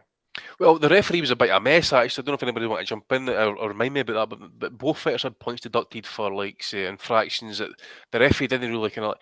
For example, Gavor was, like, throwing sometimes, like, right hands to the back of the head and that, but he wasn't warned for it, and the referee just kind of, like, pulled him up and just kind of took the point off him, and then I forget what Bredis got the point deducted for again, but I would say Bredis probably just shaded it. Okay, Ozzy, I have a couple for you here actually coming up next week. You can talk about either of these cards if you wish. First of all, our friend of the pod, Steve Wood, is going next Saturday evening. Liam Taylor, 19-1, boxing against Tyrone Nurse. That promises to be a pretty decent one. I know that Steve puts them up on his VIP boxing channel as well, doesn't he, on YouTube? So we should be able to see that one. I'm at a show next Saturday night in Belfast, but people at home can maybe watch it. Also in the York Hall, Steve Goodwin, another stalwart of the domestic scene, is putting on Wadi Camacho against Arfan Iqbal for the vacant Commonwealth title. Also, Michael Ramabeletsa is going in against Ryan Walker for the English title. Some decent small hall fare next weekend, Ozzy. Yeah, two decent shows. Liam Taylor, Tyrone Nurse is a great fight. That it's probably deserving of TV, to be honest. Another good fight put on by Steve Wood. Close one, Tyrone Nurse. I'll probably say a bit of a step down for him, to be honest. I mean, we've seen him box at British level for the past few years now of his career, and he went out to Australia and was quite frankly robbed, to be honest. It was an absolute disgrace. He didn't get that decision out there against Jack. Is it Brubaker or something like that? Clearly won the fight, but was cooked out in Australia.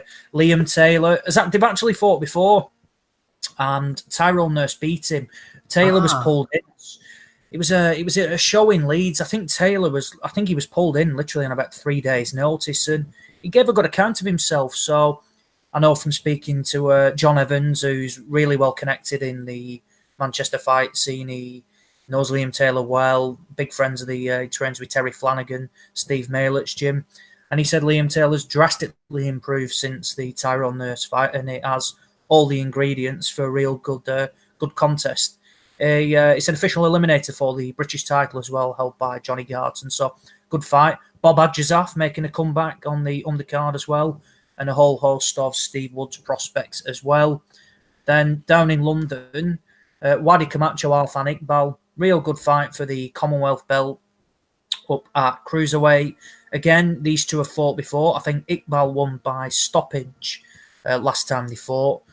Camacho, a stalwart of the Southern area scene. I think he's won the Southern area title, I think 4 or 5 times. Keeps coming, keeps looking for that, keeps getting the opportunities, and it has all the ingredients for a good fight. Last time we saw Iqbal was against Simon Bellew up in Newcastle, I think it was, and that was a draw for the English title, I think it was. That Michael Ramabeletsa, he used to train up in Preston near me, actually, with Johnny Roy.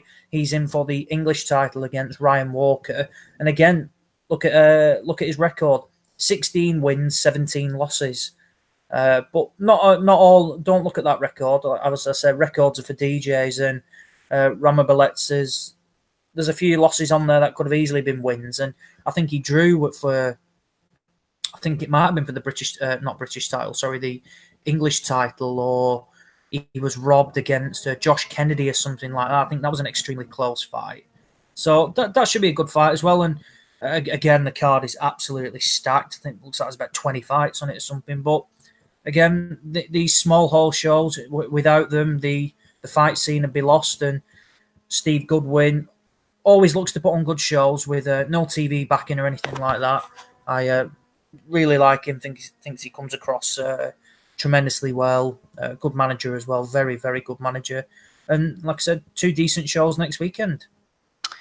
Moving on from one level of the sport to the other, we'll be coming to you very shortly, Smido, talking about DAZN and all that type of stuff. Hey to Dave, let's go to you first. Our friend Samuel from Against the Ropes Boxing. He has the fear about the upcoming Rocky Fielding Canelo fight and also a possible Anthony Vasyl Lomachenko fight. It's going to be Groundhog Day, says Samuel. The Sky team will sell. The Sky sell will be identical to what we've just seen for Usyk versus Bellew. Sam obviously is referring to the fact that we're going to get pumped out, aren't we, with the Johnny Nelson spiel, the IFL, and all this type of stuff, saying that Fielding has a chance, Crawler has a chance. You looking forward to it, Dave? Fuck no. I think people should boycott it, but I know they won't. It's going to sell well. I'm sure it will. Brits always buy into that underdog shot, like, oh, he's going to show Bottle. He's worked hard for this one. He's really trained well. We'll see what he has the size advantage. Look at the pictures. Look how tall he is. Yeah, they're going to buy into it. This fight, and of course, Canelo's fans are going to buy into it. So this fight's going to sell well. It's going to be awful. That's Dave's 1947 BBC voice. That's fucking brilliant. Rocky's going to get iced in 2 rounds, I bet. Good stuff, Dave. Right, Smido, try and follow that if you can. George Atwell, what are the pod's thoughts on the World Boxing Super Series and DAZN commentary? I watched the World Boxing Super Series card last night, says George Atwell, and BJ Flores and Ray were extremely disappointing. Neither knew how to break down a fight or give any real boxing knowledge, in my opinion. This could be a bit of a nuisance, Smid, obviously, if you haven't heard BJ and Ray in action. So let's just make it a wider point, shall we? Commentary on DAZN, also commentary on the World Boxing Super Series. We had Barry Jones and Ronald McIntosh on our YouTube stream, just talking about those things in general. Commentary, how's the world of commentary treating you? I think Barry Jones was good. That was last week, wasn't it, on YouTube? I just think that what's his name, Skeletor, works a lot better when he's got someone sitting by the side of him. Some of the World Boxing Super Series events that haven't included English fighters have just been Skeletor talking on his own, and he can fucking ramble on, that lad. So I think Barry Jones was a good addition there. I've not seen DAZN, but just on a slightly wider point with DAZN, how long can it be? Given that DAZN for $9.99 a month dollars over there, yes, they get the English pay-per-views. How long can it be until people over here start moaning? I said this last week, Smido. You've got people paying $10 for the whole month of action over there, while they're asking you to pay for Sky Sports over here, plus a pay-per-view on top. The economics don't work out. Good point. But I think that as I've said last week, the monopoly is dangerous. Not only in terms of the absolute rubbish that they can cart out from everyone. It came from all quarters last week. Nelson, Spencer, my namesake, Carl Froch even said that he thought that Bellew was going to win by knockout. It is it's brainwashing, really, isn't it? I mean, I think they did an absolutely fantastic job of it last week. Sky Sports and Matchroom have peaked in terms of upselling their guy. They wasn't particularly downselling Usyk, but they kind of like weren't mentioning just how goddamn good he is. So I thought that was strange, but yeah, on the DAZN thing, like you say, Steve, £10 a month. Well, we've had 6 pay-per-views this year in the UK. Obviously, when we count December as well. That's so 6 pay-per-views, £120. Nice and easy math. That's £10 a month for a Sky subscriber that will purchase all 6 pay-per-views, like David Lee. That's £120 a year, £10 a month. So basically, on average, my Sky bill, if I was to buy all the pay-per-views at £60 a month for all the channels, is now £70 a month. For anything above bang average boxing, I've basically got a surcharge of £10 a month on my Sky bill. It's madness. Which is like $89 or something anyway. So it's even more in that when you break it down like that. Yeah. So what they're paying is like what, £6.50 or something like. Yeah. But I mean, and last night it came true again. Last night, I didn't pay for the pay-per-view because I thought it was shocking, but I was disappointed because I'm sitting there watching Bellew and Usyk on my mobile. Good picture in that, but it was maybe a minute behind. But I'm sitting there on my mobile. I can't really particularly like remember it vividly, you know, when I need to watch the replay. But like I tried to say the other week, because of this pay-per-view shithousery, I'm less of a fan of boxing than I used to be, and that is a genuine shame. I was disappointed last night that everyone's talking about the fight. I'm sitting there watching it on my mobile with one eye on my little boy. Like, it just leaves a bitter taste, really.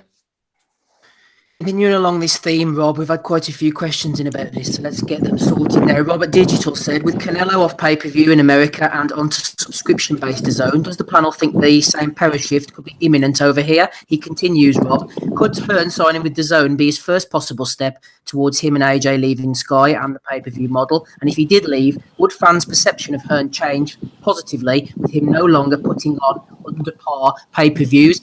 If you don't mind me throwing my 2 pence worth there, I don't think they'll be leaving Sky. I think the Sky model might move in line with the DAZN model rather than Eddie leaving. Yeah, I think you could be right. There's going to be a change, like, you know what I mean? And I think, you know, we'll go back to the pay-per-views. I mean, we all bought pay-per-view when there was no other way of watching the fight. You know what I mean? And some of us had, because we just bought all the pay-per-views, like, because there was no alternatives, like. But things have changed. We now stream. We could get somebody who has a stream, a link to a crystal clear one, whatever you need to do. People, I'm saying people, not we, especially us. I'm just saying people might do that if they could, you know, watch the fights elsewhere without paying them.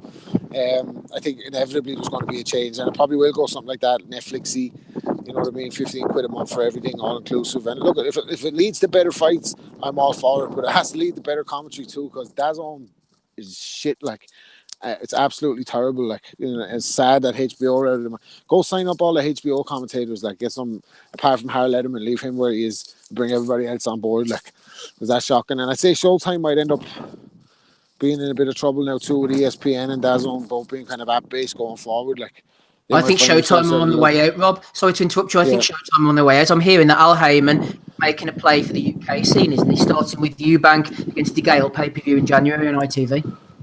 Yeah, very possibly. Like, I mean, where do they go? Like, ESPN have the two top fighters in the world, Lomachenko and Crawford. DAZN have the 2 biggest pay-per-view guys, or the 2 biggest ones that are going to post subscriptions, in AJ and Canelo. And where the fuck is Showtime going to go? Like, with Errol Spence, you know what I mean, leading the fray. Like, doesn't look good for them. Like. Yeah, Showtime staggering forward. Errol Spence staggering as well, if rumours are to be believed. We've got a question for you as well, Andy, continuing along this theme. Friend of the pod, John Swan. If streaming via apps is the future, does that screw things up, at least temporarily, for those of us who record live broadcasts from the US to watch the next morning? I much prefer, says John, to be able to fast forward a live broadcast rather than download an app, especially as spoilers are more likely, and not being able to forward through a show at 6 speed, 12 speed, and being able to stop and watch the bits you want. I'm sure you get the point John's making, Andy. It's a valid point. Yeah, but it's just the way things are moving at the minute, innit? I mean, it's just looking like is spindled with volatility, and that the Sky cards are getting diluted. I do believe at some point they're going to just kind of get up and box together. Hearn's been making comments and that Showtime are going to be coming out of the sport at some point. We're seeing what's happened with HBO. So unless we can get, like you say, I mean, if Heyman makes a move for the UK, good and well. They're talking about ITV. Don't know how true that is and stuff, but it's just gonna be like one of those kind of PBC things again. You would probably think Heyman would need to pay the ITV money to put the shows on and stuff because they've not got any money as far as I'm aware. Unless it's going to be pay-per-view, which I think they would be really interested in. But in the UK, considering how many pay-per-views we're getting, it's just not feasible. So it's diluted. It's kind of diluted the content as well, because you can tell by the way they select their commentators, like that they're giving commentators to appeal to the layman and not to the boxing heads. Like they don't want a Paulie Malignaggi type that's breaking down every move. They just want somebody to cheer for the favourite and kind of get the same guys who are watching the football and the basketball and whatever else is on DAZN. Like, so it makes it shit for the pundits. Yeah, it doesn't really affect me because I take his point. If you want to watch fights for like America and that for like the day before and that, I just download it and I watch it in VLC Media Player, so I can just I can fast forward it. I can skip a fight if I want to, or just skip right to the end to see what the ending was. So, but I can take his point as well as people like to kind of sit in front of the telly, lie on the couch, and just be relaxing rather than sit at a desktop or a laptop trying to watch a fight. So. It's still shifting. You remember back in the day where it used to be pay-per-view was only for fights that money couldn't buy, kind of thing, like Hat and Zoo. I mean, even last night, Usyk, one of the stars of the sport. I'm not saying he's the most highest played, but he is one of the stars of the sport. But I think even Eddie said during the week something regarding a pay-per-view slot. So they will already have the pay. So say there's 6 pay-per-views a year, they will already have 4 of those dates boxed off for next year. And then 2 of them can be flexible. Yeah, it's going to be 8, isn't it, Smith? On the moving up to 8 a year. Well, whatever it is, the modus operandi has changed to a pay-per-view date rather than a pay-per-view fight, and that's the difference. December the 22nd is probably an example of that. That's not a pay-per-view fight, but they've had the date in mind. No, they're trying to fit the fights into the pay-per-view dates now, whereas it used to be the other way around. Absolutely. That's what I was trying to get at, and. Yeah, I mean, like I say, is the DAZN model going to end up knocking on to Sky and Matchroom and AJ over here?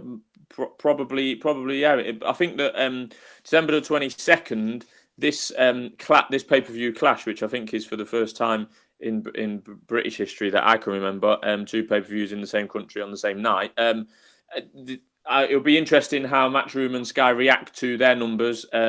If they if they fall short of their budget or what they predict it's going to be, then it might change. Well, it certainly might avoid clashes in the future. But they seem to have an attitude that it's not going to make any difference, and I'm inclined to agree with them. To be honest, I don't particularly want to. I don't want to support it, but I think they've probably got a point. It'll probably do similar, if not more, numbers to Dillian White and Joseph Parker, and if it does, then their kind of clash point has been proven or disproven, whichever way you want to see it. And just final reminder, Steve, I say this every week, there has not been a British world title fight on British soil on Sky Sports Saturday night this year at all.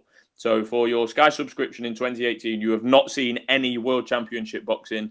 I don't think Sky have another sport where they don't show the cream of the crop of that sport. Not them all, like they don't show all 4 golf majors anymore, but you get most of the cream of the crop of whatever sport it may be, if not all of it. I think that's shocking. Yeah, I'm blaming Eddie for the clash because, having fights like 3 days before Christmas, especially pay-per-view fights, is unprecedented. So to have one is like, whoa, this is a bit of out the ordinary. And then to put another one on the top of it and say this is the only date we could do. Nobody runs shows that close to Christmas. Anyway, Dave, let's move on to you. Talking about boxing in America, that's where you live. ESPN on Friday night, Bob Arum, Top Rank, Maurice Hooker, the most dangerous man in a vehicle, against Alex Saucedo. 24-0-3 is Hooker. Saucedo's 28-0. That should be a good fight, actually. I'm quite looking forward to that. And Mr. Kavaliauskas, who are expecting to possibly fight Terence Crawford next, is going in against the undefeated Robert Ariatza. A bit of value in this, Dave. I think this card could be decent, Yeah, that's neither of those are bad. Yeah. What's the ESPN? It is. So is Hooker with Arum? No, he signed with Eddie, and then Aaron won the purse bids. Oh, okay, gotcha. Well, okay, yeah, I think that might be an L for Eddie, because I think Hooker is liable to lose to anybody really of any quality. Well, I shouldn't say of any quality, of reasonable quality. Flanagan may have had an off night there. Hooker fought his ass off and presented a tricky style, and he worked hard to get that win. But I don't think he is going to be consistently a championship level fighter, and I think this may well be the fight where he's ready to drop the belt already. I don't know really anything about the opponent, but he's undefeated, so of course, I mean, if Darley's Perez, it was Perez, right, who schooled him and got the draw, yeah. If he can do what he did to Hooker, I imagine that this guy could do the same. How far is Oklahoma away from you, Dave? It's about probably like 2,000 miles. Pretty far. Yeah. Will you be there then, no? No, I will not be there. Casual. If this was within like an hour, I would go. 2,000 miles is like Russia from my house. Yeah, so you've got no excuses, Smitho, to not be at the next Murat Gassiev fight, as much as he's got no excuses about being at this. You should go to the next Edward Troyanovsky fight. I've got another question for you, Dave. What does ESPN stand for? Electronic Sports Participation Network. I don't know. I don't know either. That's why I was asking you. I don't know. It's got to be It's got to be Sports Network. Got to be sports something, hasn't it? Let's find out, shall we? Wait, keep talking. Okay, I don't have much to say about Crawford's next opponent, other than the fact that I think we can't be seeing too much more of this pissing about from him, and I can't blame him because his say it in an English accent, Dave. Pissing about from him. Had about enough of it. It's more Australian. Yeah. Dick Van Dyke. It's like it's not good. The politics. We need to see promoters work together for the sake of Crawford, and we need to get these fights made. It looks like Mikey Garcia and Spence are going to fight, which is a fight I still like. It's not a bad fight, honestly. It's not the fight. But another pay-per-view. What? Another pay-per-view. Well, I won't be buying it, but I'll be watching it. It's definitely a fight. Like, especially if Garcia manages to win or at least do well in that fight, like that's a big achievement. Crawford, though, he's got to find a name somewhere. I don't care where. I think maybe if Garcia should beat Spence, I think that potentially makes the Crawford fight easier to make. Well, obviously, I mean, he could fight Spence, but I think Garcia Crawford, they fought in the amateurs. It was Mikey Garcia who got Crawford picked up by Top Rank in the first place because Bob asked Mikey, "You got any young guys in your gym or whatever? Any guys who are good?" And Mikey said, "Take a look at this kid, Terrence Crawford. He beat me in the amateurs. He's a beast." And Bob signed him because of that. And the first time the world really saw him was when he schooled Bradis Prescott on some undercard. I don't remember what undercard, but he looked good, and people were like, "Hey, he's the next Sweet Pea." And I mean, a lot of it was in jest, but he's turned out to really be something. So I think a rematch in the pros between Garcia and Crawford, I think it's a little bit, well, maybe there's a few less roadblocks there than between Crawford and Spence. I don't know. If Garcia was to beat Spence, would he be pound for pound number one? That's a tough one. It would depend how the fight played out, I think. Like if he did it in a dominating fashion. Yeah, say he moves up and he schools out Spence, like it'd be hard to argue against him for pound number one. Definitely in there, like. It would be hard to argue against him. Right, Dave, let's put you out of your misery. It's Entertainment and Sports Programming Network. Well, then it should be EASPN. Yeah, I suppose. There you go. Dave Lurback, everybody, the man of 1,000 voices. Puts the dick into Dick Van Dyke.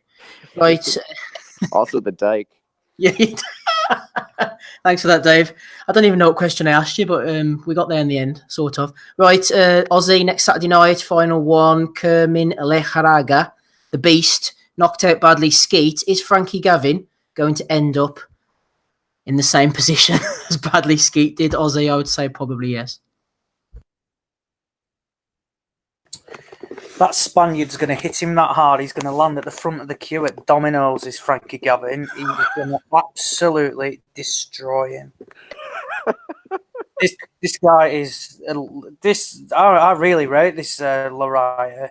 I was really impressed with the way he dealt with Skeet, who is no slouch. And I mean, I think Skeet was a bit overwhelmed by the atmosphere in that arena. But Gavin...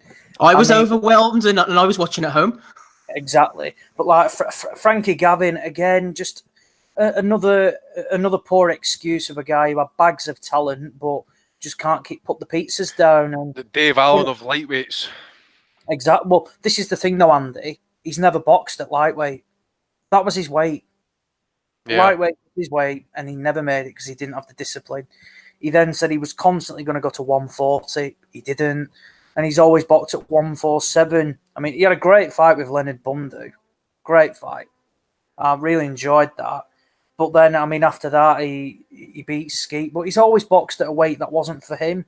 Got to applaud Gavin's skills. But I just think the Spaniard's just going to be far too heavy-handed for him. He boxed Reynald Garrido. That's probably his toughest fight since getting smashed to pieces off Sam Eggington. Back in 2016, a couple of fights against, Felix Matamoros, and that was up in Paisley, Scotland. And then Kevin McCauley, he won all 6 rounds against him earlier back in September. And he's got this fight. I don't know how he was made mandatory for it. I don't really understand these European rankings sometimes, because how Gavin was made mandatory after beating Reynald Garrido, Matamoros and McCauley is just bizarre. But no, this is not a competitive fight, and this Spaniard will win. And to be honest, I can't see him being too far off a world title shot, to be honest. I think this will be his first defence of a European title. Maybe get one more in, and then I think quite right, he deserves a crack at world honours. Maybe get a fringe world level opponent, and then if he dispatches of that opponent in fine fashion, move up and challenge for world honours. Highest rankings with WBC, so Sean Porter. Interesting. It's interesting. I like he's heavy-handed, and it depends if the Spaniards put this money up that you might have one of the world champions, depending on who it is, getting on a plane and off to Bilbao, depending on what sort of cash they put up. Because I know I wonder in for the some Russian area, money. they've got a few quid. I wonder for some Russian money behind them. Not too sure, really, not a clue whatsoever. I hope he is heavy-handed. He can knock the fuck out of Sean Porter and get him out of here for good. Yeah, that interesting. You don't really see many Spaniards knocking around, isn't it? So clearly got a talent on our hands, and if he can do something, fair play to him. Certainly. Right, a few more questions. One for you, Smido. Obligatory weekly Anthony Yard question from William Taylor. I've been holding on to this for a couple of weeks. Might as well unleash it on you, Adam. Last night, says William, Frank said they don't want to push Anthony Yard into a world title fight, yet they said they are above and past British or European level. It's a massive contradiction. Frank went on to say they have moved on past guys like Buglioni and Buatsi, stating that last night's opponent, he's talking about this Walter Sequeira, I think it was a few weeks ago, was ranked better than both of them and was a really solid test. William goes on, Smid, they seem happy for him to stay at this level, padding his record and knocking out lower quantity opposition. Why is this? Do you think, Adam, that there are concerns about Yard's chin or gas tank? There must be a reason for holding him back. I'd say he's pretty much hit the nail on the head here. What do you think? I think that we obviously discuss him regularly. I think that Yard has been thrust into the Frank Warren limelight because at the time there was no fucker else that Frank could really push. So he's had to go higher up the card, and that trend has continued for possibly knocking on 2.5 years really now. So the Buglioni and Burton situation for Yard, or the British title situation, should I say, was a mess. And his opponents have been shocking recently, as we know. I don't know. Andy made a good point long ago that he's, Yard's carrying a lot of bulk round, and how long can his career last with that style and that physique? We don't know. That may be the reason behind it. He's obviously got an overinflated ranking that he does not deserve at all. But once you get to that position, you have to do something about it. I mean, there's no point at all, as the questioner says, about a contradiction. There's no point in saying that you're above British level and European level if you are completely unwilling to prove it. I know there's the promotional divide anyway. So if Frank's looking for an excuse, he'll be better off blaming the promotional divide rather than saying he's past him.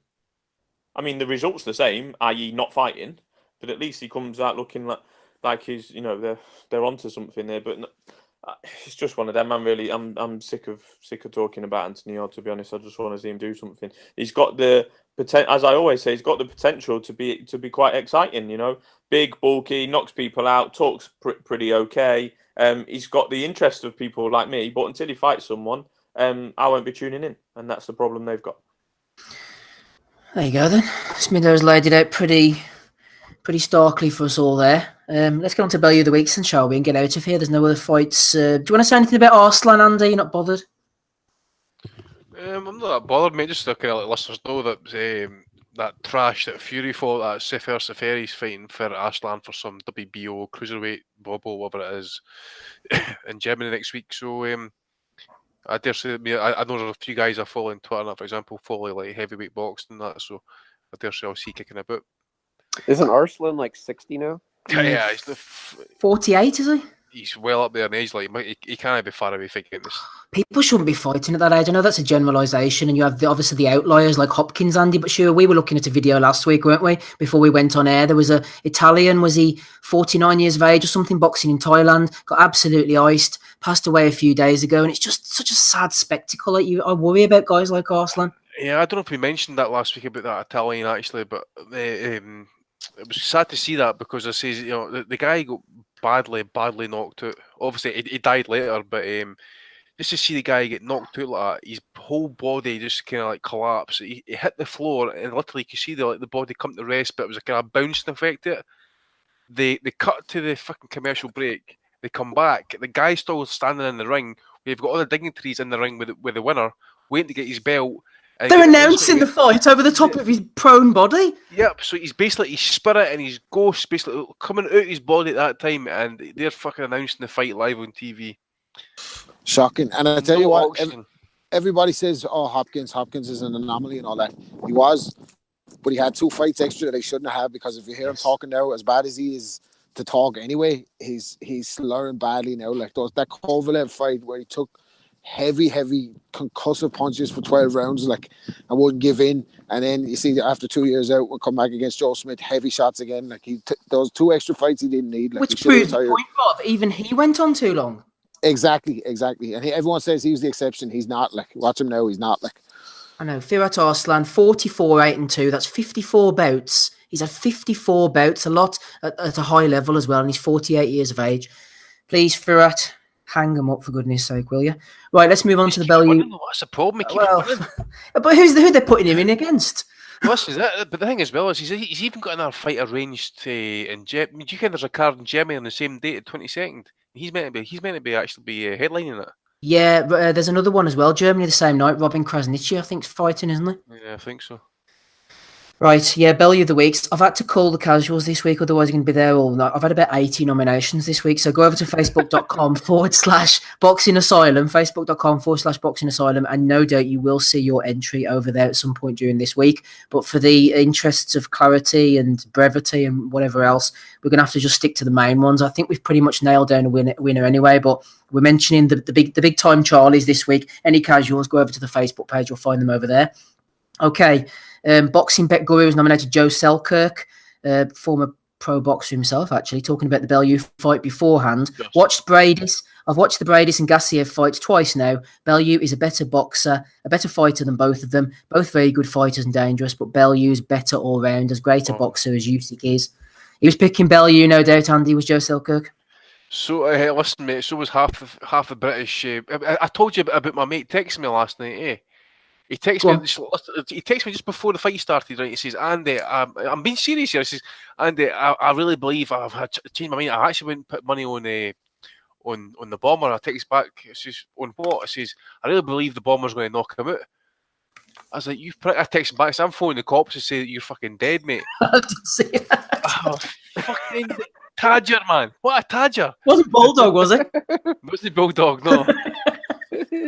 It was the shopkeeper. Jazz, the casual shopkeeper. Oh my God, that's like, you cunt. He's a big Joshua fan. He's absolutely casual. Bulldog wouldn't make a mistake like that, man. He's ugly. Right. Daniel Fraser, Bellew of the Week nomination for Tony Bellew himself on IFL TV. Bellew said, in my opinion, this fight on Saturday is taking place on neutral ground.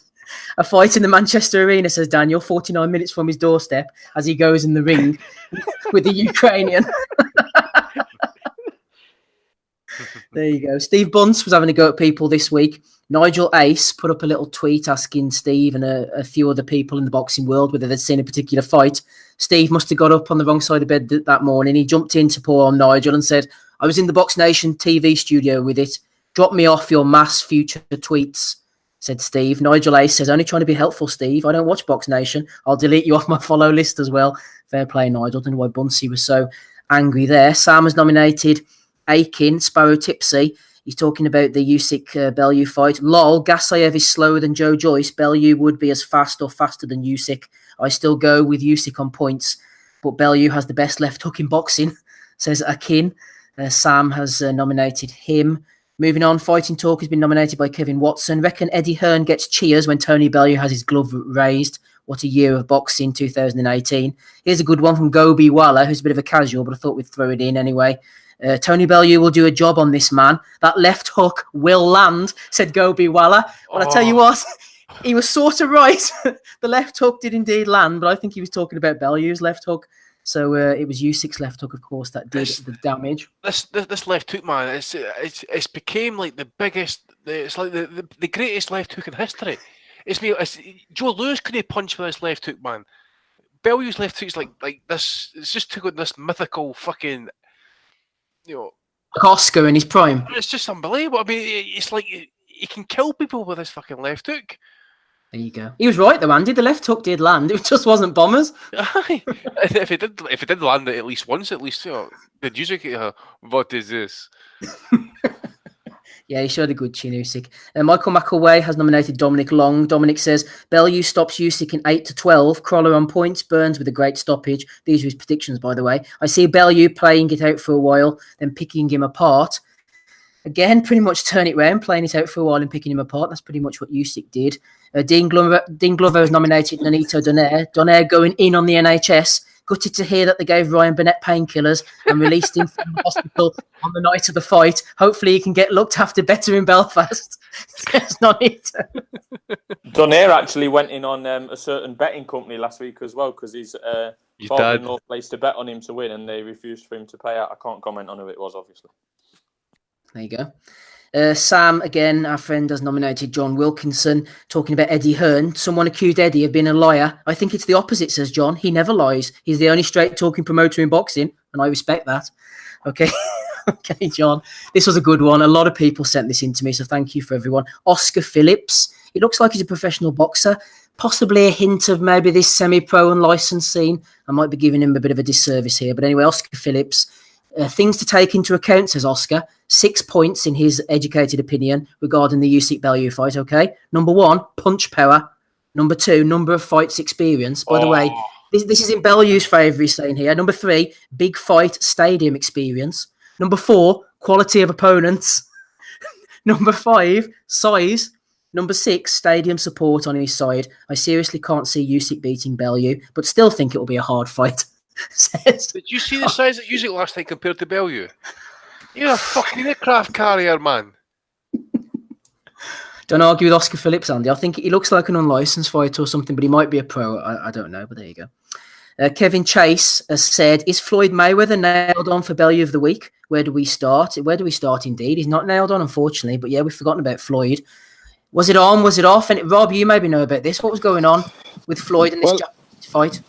As much as a bullshitter as Mayweather is about his assets and stuff, when we all know he's struggling with the IRS, as much as he's on the money team and he's buying new houses, I tend to believe him on this one. So the narrative was, bizarrely last week, he was announced in Japan wearing some kind of weird looking tracksuit, sitting there alongside Shunsuke Nakamura that used to play for Celtic, and they're going to have a fight under rules that have yet to been decided in Japan on New Year's Eve.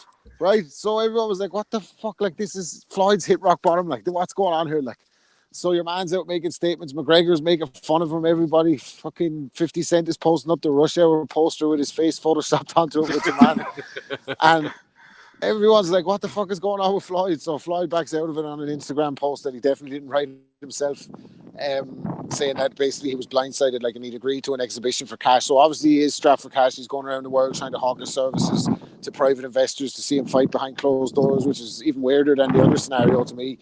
But he's saying, see him fight behind double glazing windows. Yeah, like Enter the Dragon or something. They just fly him to an island or something, make him fight his way out. It's probably clever though, that though. Hey, you know, it's like fight a couple of 3-rounders 3 times a year, whatever. Get another 100 million, like, or whatever he's planning on doing. Mr. Handman. Yeah, exactly. Floyd comes right out of a comic book. Yeah, your man's like, yeah, you're right. Well, you remember there was one stories about Povetkin getting tied up with the Russian mafia and that day, like unlicensed bare knuckle fights and stuff. Floyd's couldn't believe it. You can see Floyd getting the toe with the Russians. That's so you're going to fighting Joe Joyce. Oh, fight Joe Joyce, come out now, Floyd. 4 thumbs like of you. Don't hurt me, Floyd. The thing I don't understand is, your money team, Floyd. Rob, this might be a stupid thing to say, right? But I'm not afraid to say stupid things. See, when it comes to Floyd and Manny and these tax bills, why don't they just pay them? Then they're not got an accountant who can sort all this out at the time. All the money, as soon as they've accumulated. But apparently, didn't someone say he's had to close down one of the girl clubs in Vegas or whatever. It's doing a bomb. Maybe because he's sitting in there with his tracksuit. Him and TMT, Javante and the boys in there making it rain. It's not maybe the most attractive proposition on a night out in Vegas. Like, you might be able to think of some better things to do. But I was suspicious when I didn't see Ellerby's big face there. Because normally if something's legit, you're going to see Ellerby with a big smile. He ain't with me. He's with them. So that's soft ass it up. Incoming. Hey to Dave has been to one of Floyd's strip clubs. Tell us about it, Dave. Well, I've only been to strip clubs out of the United States, and I don't really have any interest in going to them in the U.S. because there's no rules outside the U.S. Panama City. I recommend Elite. There's a few other ones. Anyway, thanks, Dave. I was just going to comment, like, why, like, how much money did the cunt blow on that little red hat? You think? Probably like $2,000 10 times what I earn a year, like on that $2,000 or something. Yeah, something ridiculous. I mean, I hope it was seriously, see if you're Floyd Mayweather, right? Okay, I know you can afford to buy that shit, but see if you're fucking, who the fuck is going to spend like? I'm saying $2,000 to be conservative, but you could just actually see that thing being worth like 15,000 and stuff like this. So are you fucking? Yeah, him taking it out of his little duffel bag and handing it over the counter with a big smile on his face, like that's something to do. Do you know what I mean? Fucking idiot. He could trade that hat in for about 50 of those David Price suits. Just you can picture just walking. He's walking around the store with the big steroid bodyguards. He's just going, Oscar's a bitch. He a crackhead. Everyone's like, yeah, Oscar's a crackhead. He spent all the money. Oh man, everyone's getting paid, getting new tracksuits. He's pulling his little duffel bag out. I'm not surprised. We'll definitely see him back. We're definitely going to see him back against Manny after Manny gets it on with baby bro. Yeah, he's going to help Manny pay his tax bill as well. I think. I don't think them two hate each other as much as people make out. I think they're happy to help each other out and get a payday. Right, let's move on. The final chapter will just be like a pastel sketch of the two of them throwing a punch at the same time, like when Apollo and Rocky became friends. There you go. Right, George has nominated Eddie Hearn for saying that Burns against Cardle will be a shootout. Matthew Skelton has nominated Joe Gallagher for calling for Andre Ward to come out of retirement. Chad Hogan, pile of ones coming in from him. He's nominated Walks. Chris Walker, and then the next thing you know, them pair going back and forward, and you have about 55,000 notifications. Thanks for that, Chad. He's also nominated Simon Jordan, Andy, friend of the Morlocks. Jordan was talking about Bellew Usyk. He said, if anyone thinks that Tony Bellew in his courage and heart will not triumph here, should recall Nigel Benn's fight against, Gerald McClellan. I don't mean the tragic outcome, of course, blah, blah, blah, from Simon Jordan. We have to put him to the land of the Morlocks, I think, Andy, if he's talking about boxing. Yeah, definitely, mate. The casual's casual, that one getting. Certainly is. IFL TV, Eddie Hearn was talking about Usyk Bellew. Eddie defended Kell Brook's opponent, who, of course, is Michael Zarafa, as revealed on here. Callum Neal said, in defence of Brook's opponent, Eddie has actually said, go and watch the Peter Quillen fight, where said opponent was almost killed. So... to defend Zarafa as a book opponent, Eddie apparently has said an IFL, according to Callum Neal, go and watch the Peter Quillen fight, where the man was like pulled out on a stretcher. I'm not even making this up. Yeah. Was it about a minute and a half of action? Yeah. He got a lot done. He's a tricky defensive puzzle. Oh man, Eddie, I tell you what, fair play. Like, I almost admire him. Admire him. You got to admire that, man. That's just brazen fucking bullshit. He says it. He does it. He kind of leers at you when he says it. He's got that kind of like half fucking mocking smile, grin in his fucking face and that. Absolute fucking mutant. Right, a few more, Robert. Toby Hines was taking issue with the fact that people were saying this was the first ever undisputed fight in British history. No, says Toby. Before titles were fractured, every world title fight was undisputed. Since they fractured, Hunnigan and Lennox Lewis have both been undisputed champion. It is first British fight for all 4 belts. So to celebrate this, we are now celebrating that boxing is so fucked up that we have 4 titles. Absolute fucking helmet, but one full of shit, says Toby Hines. Ben Thorne's nominated Paulie Malignaggi, who actually did an excellent job on commentary, I thought, last night, before his dress sense. I'll put it on the Facebook page. I can't even describe it. I can't describe it, Andy. You'd have to go and see it. Like, what on earth? I don't know what he was dressed up. He looked like, you know, when someone like get locked out of their house in the nude, and you've only got like a £5 and you go down to the Oxfam, you know, and he sort of just bought whatever he could have. He sort of looked like that. And he thinks he looks the shit too. There you go. I don't even watch his interviews anymore, man, because it's just going to be like, hey, Connor, you got no balls. You know what I mean? Connor, you got no balls. Connor, where's your balls, Connor? Okay, shut up. Oh, Rob's bringing the voices. I love it. There you go. Right, Sean Stevenson has nominated Lucas Brown. He's not channel there. Fuck's sake. The voice just come out and change my fucking channel there for tell you. Andy, go on, have a word. I'm having the word. Have a word. Oh, here, Andy, here's a nomination from you for Sean from Fight Hype. He's an absolute banger. He said Bellew is the craftiest fighter Usyk has ever faced. Sean is silly, says Andy. Sean is a casual. Don't be like Sean, Andy. Well, I guess quite self-explanatory. Would you say that Bellew's the craftiest fighter Usyk had ever faced? I'm not even going to comment. I know. Right, yeah, what else have we got here? Ben Thorne's nominated Matchroom Boxing. They were... Here's one for you, Ozzy. Matchroom were doing a retweet to win one of David Allen's signed hand wraps from tonight. For fuck's sake. From tonight's fight. I created 25 accounts just to get involved. Yeah, I got a chance to win. There you go. Ben Thorne's almost picked up on another good one that I thought. Adam Smith. Let's hope Crawler doesn't have to face Lomachenko so he can win a world title. That was a good one, the way Adam Smith just inadvertently summed up the boxing scene at world level. Let's hope Crawler wins a world. Loma vacates so that Crawler actually has a chance of winning a world title. Also, Carl Froch. We know for a fact he's just not watching the fights, is he? Oh. Usyk has had it all his own way so far in his career, Froch said halfway through the fight. Now he's in the lion's den. Carl doesn't watch any of the fights beforehand, does he? Does he? Fuck. I mean, listen, I've got to admire Carl Froch. He's absolutely fucking brilliant at what he does. He does absolutely fucking nothing. Zero. Fucking nothing. He turns up there, he spouts a few fucking lines. He just fucking knows the boxing. That's the kind of fucking shot. He doesn't know what the fuck is going on. He's like, yeah. I think Tony definitely is going to get him with the KO. Everyone's like, what?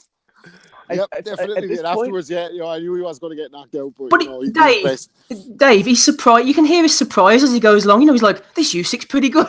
I feel like at this point, it's almost like a little inside joke for him. Sort of like, how he always used to repeat that line about the 80,000 fans. Like, I think he knows that he's just like, he's getting paid to do fuck all here. he's taking Matchroom or whoever. He's taking him for a ride. And he knows he's just fucking around. He's got that little look in his eye, like, this is easy. Yeah, he does too, doesn't he? Yeah. And you know what it is as well? What the fuck was it with that fucking mad exchange between him and Gareth Davies this week? Like, where he pops out behind the fucking Adam Smith or someone, and then like fucking starts wrestling with Gareth Davies, and then Gareth Davies swings a kick at his nose, and like Frog is like, mind me your nose. Like, I didn't see that, Rob. What was that on? Oh man, it's fucking nuts. It's on I think it's on Seconds Out, and Gareth Davies is there, and like Frog comes up behind him and kind of like playfully wrestles him, and then like he like feints, he shoots a feint, the Frotch gets into his boxing stance, and then Gareth Davies just swings a kick, and the whole time Gareth Davies is like remaining semi-serious, like, and your man's asking him like, what's going on there, and he's like, you've no idea how strong I am. I'm really strong. I'm, you know. I said, what the fuck am I watching here? Like, and then Frotch comes back again, like some kind of village joker, and does it again and all. It's Bob, you need to take a look at your TV habits. You need to get Buglioni on a Saturday night. I know, I'm pathetic. Like, watch anything. Right, we've made it finally. Many people sent this in to me, but the first person was Against the Ropes. That was Samuel. Scotty brought it to the attention of most people on Twitter. What the fuck did Adam Smith just say, says Scotty? The bomber tattooed on Bellew's back is nothing to do with his punch power. Is to do with his punch power, and nothing to do with the terror attack in Manchester. For anybody who saw this, it was just the most bizarre thing ever, Andy. Right on the opening bell, wasn't it? Adam Smith decided to explain that Bellew had bomber tattooed on his back because it's a long-running nickname to do with his power, nothing to do with the terror attacks in this very arena. It was just completely bizarre to him. That was just. I'm listening. I'm saying to myself, did he just say that? What actually went through his head to think, you know what? You at home are going to be sat there thinking, that bastard's got bomb on his back. What actually went through his head? And this is what I mean. He's living up to that new nickname, the Spin Doctor. Story, just to get a bit of publicity from it. It's one of. I tell you what, that is above when Steve Hunt said that Carl Frampton opponent. Oh, Gonzalez, yeah, got like thrown in the back of a van naked and killed or something like that randomly. That was.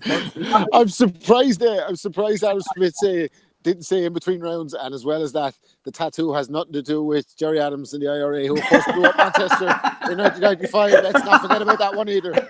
So just to be clear, Bellew was not in the raft. It was bizarre. One of the most bizarre things I've ever heard. That was that attack was like well over a year ago. Well over a year. Why would it even be on anyone's mind? Like, as if someone's sitting at home going, I was wondering. That must have been the thinking though, Rob. I mean, that's what he must have thought. Or we've got casuals or whatever watching it tonight on pay-per-view. People might not. I mean, what else could he be thinking?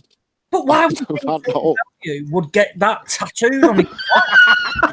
Well, he had got a beard and everything, you know what I mean? Doesn't he know that Tony Bellew is an enemy of ISIS? Doesn't he know Tony Bellew? Exactly. Has he never read his tweets? He was going to sort them all out by himself. Hey, yeah, you're making a clear picture here. Absolutely bizarre. This is not Bellew of the week. This is Bellew. Yeah, or Bellew of the century. What was last week? Last week's one was pretty unreal as well, wasn't it? What was last week's one again? It was Johnny Nelson. Oh, it was Johnny Nelson. Oh, yeah. Usyk was technically worse than Bellew. And now this week knocks it out of the park like with Tony. Right, boys, let's move on. We have got a few more. Richard Swig from Michio Suleiman on 5 Live just said that the fight that he'd witnessed was the greatest cruiserweight fight he'd ever seen and one of the best fights he'd ever seen. Apparently, he wasn't aware of Usyk Bradis earlier this year, even though his own organisation's title was being contested. Danny Roblowski and a few other people nominated this. I think it was either TalkSport or somebody else put up a list of Bellew's career and got most of it wrong.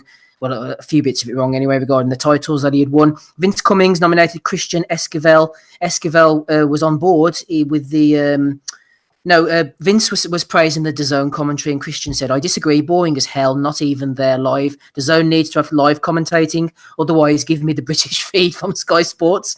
And Vince basically said, have you ever heard the Sky Sports commentary team, Christian? Be careful what you wish for. Max Stoke has nominated Eddie, what was it? Oh, Bellew getting mixed up by thinking that the crowd were booing Usyk when in fact they were booing Eddie. Toby Hines again talking about the bomber tattoo. Paul Jennings, Johnny Nelson has been nominated for his waistcoat. How tight does a waistcoat need to be? It looked like it was stopping the blood going to his head. He looked more like Johnny Bravo than Johnny Nelson. Funny, he also tipped Usyk. The Sky pundits have been good in all fairness this week with their assessments. So Nelson is obviously beginning to realise everyone now thinks he's a massive company man, says Paul. Anthony Fowler was getting owned earlier on Instagram. James Honey brought this to my attention. How's about me? Said Bellew 0-3 against world champions in championship fights. Anthony Fowler jumped in and said, what's your record in world title fights? And the boys basically went back to him and said, he's unbeaten, about the same amount of wins as Bellew, and blah, blah, blah. They all laid in on poor old Anthony Fowler.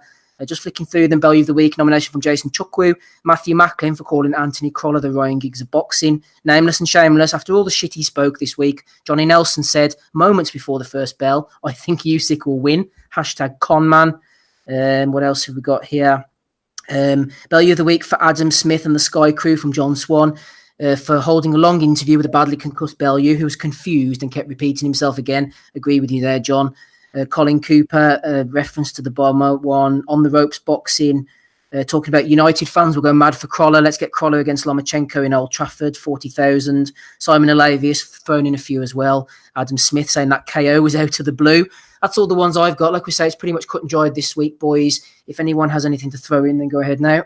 I've got one for Barry's Brothers, who seems to be recycling his hand wraps during like training and stuff like that. Literally, he's got them cut and he just casts them back onto his hand and just tapes them back up again. Found that weird. A world class professional boxer actually recycling his hand wraps. You think you'd have enough money to kind of like refresh that a wee bit? Eh? But no, it's I think if we get Johnny Nelson, was that for his comment last week about Usyk being technically better? Technically better, or technically worse than Bellew. Was that last week? Yeah, that was last week. I tell you what, after a few rounds, Andy, Johnny might have been forgiven for calling us boys out. Were you getting a bit squeaky bum time, Andy, or did you know that you should pull through? I knew my man was there to take it all apart. I knew it. Right, it's good to Adam Smith. I've got a couple. I had one. Right, so Paul Whittam at Paul BRFC Whittam. In reference to the fight last night, he referenced Adam Smith and Carl Froch as sources in regards to he claiming that Usyk was wobbled and stunned. Even Adam Smith and Froch, who said when Bellew connected clean, the shots wobbled Usyk. So that is a Bellew of the Week for referencing Smith and Froch as actual correct sources, and just proves that what they say on commentary, people believe. I think I sent about 10 last night as well, but a lot of casual ones floating about, wasn't there? There's absolutely no point, because I'll be gobsmacked if a certain spin doctor doesn't win this tonight. I've scratched off about 25 casual ones tonight. Like I said, I will put them up on the Facebook page, but it would just go on too long if we read them out, and I'm sure you've been getting sent the same. Right, Rob. I got one. Yeah, I got one that would be worthy and up there any other week if we didn't have Adam Smith. But Javante posted a weird picture on his Instagram of him kind of topless with Adrian Brunner in the head. I saw that. He looked like Javante was slipping him one or something. Like Kurt tweeted out the dog found new shit. So like that, I don't know what the hell is going on in that photo. I'm not sure I even want to know. But it looks bad. Brunner doesn't need any more children. That's all I'm saying. Brunner has a look of surprise on his face. Like I don't know what's happened, but like in Scary Movie, in Scary Movie 2, whenever he's under the bed and the clown. yeah. It looks like. I'll tell you what, AB. It looks like some soft ass shit. I take it, Rob, you're going for Adam Smith like the rest of us. Absolutely. Adam Smith. Are you going for your namesake? Yeah, namesake, but That TalkSport one you mentioned, Steve, the Yes. discrepancy there was that they said that Bellew had won a British lightweight championship and a and a something else Please lightweight. tell me that was Benson. No, well, it might have been. He might have been the author, but I suppose we'll never know. I see that cock was following me. Oh, really? Not a Bellew of the week, Steve, but you would have got long odds on the first third-party boxer mentioned in commentary last night was Bob Agisaf. Who has actually been mentioned tonight on the pod. Yes, when Ozzy said, I was going to say, Agisaf gave Bellew a decent scrap. Yeah, he got mentioned in the commentary last night after about 50 seconds. There you go. Shout out to Bob Agisaf, who saw that coming. Ozzy, I take it's pretty academic for you as well. Oh, yes. Andrew, tick box. Yeah, definitely. Adam Smith with Dave Allen a close second. Yeah. Hey to Dave. It's got to be Adam Smith. It's got to be, hasn't it? As Toby Hines said, nominate the commentator who felt the need to point out that the bomber tattoo on Bellew's back was not a reference to the bomber who killed those people at the Ariana Grande concert. What the fuck, says Toby Hines. Yeah, I don't know where we're going to go with that. Do you know, every time you say it, it just gets more. It gets better. It just gets laughable. The fact he's basically insinuating that Bellew would have tattoo a bomber on the back in reference to that bloody terrorist attack, and then go fight in Manchester. like he was trying to be edgy or something. Like he's the bad boy of boxing, Bellew. Yeah, he'll bomb you. Yeah, but then didn't he say something right as the bell was ringing, like "We'll never forget" or "They're always in our thoughts"? Or something? No, we'll never. Yeah, he said it real dramatic. I'm in Manchester, and we'll never forget. Ding ding. What the fuck?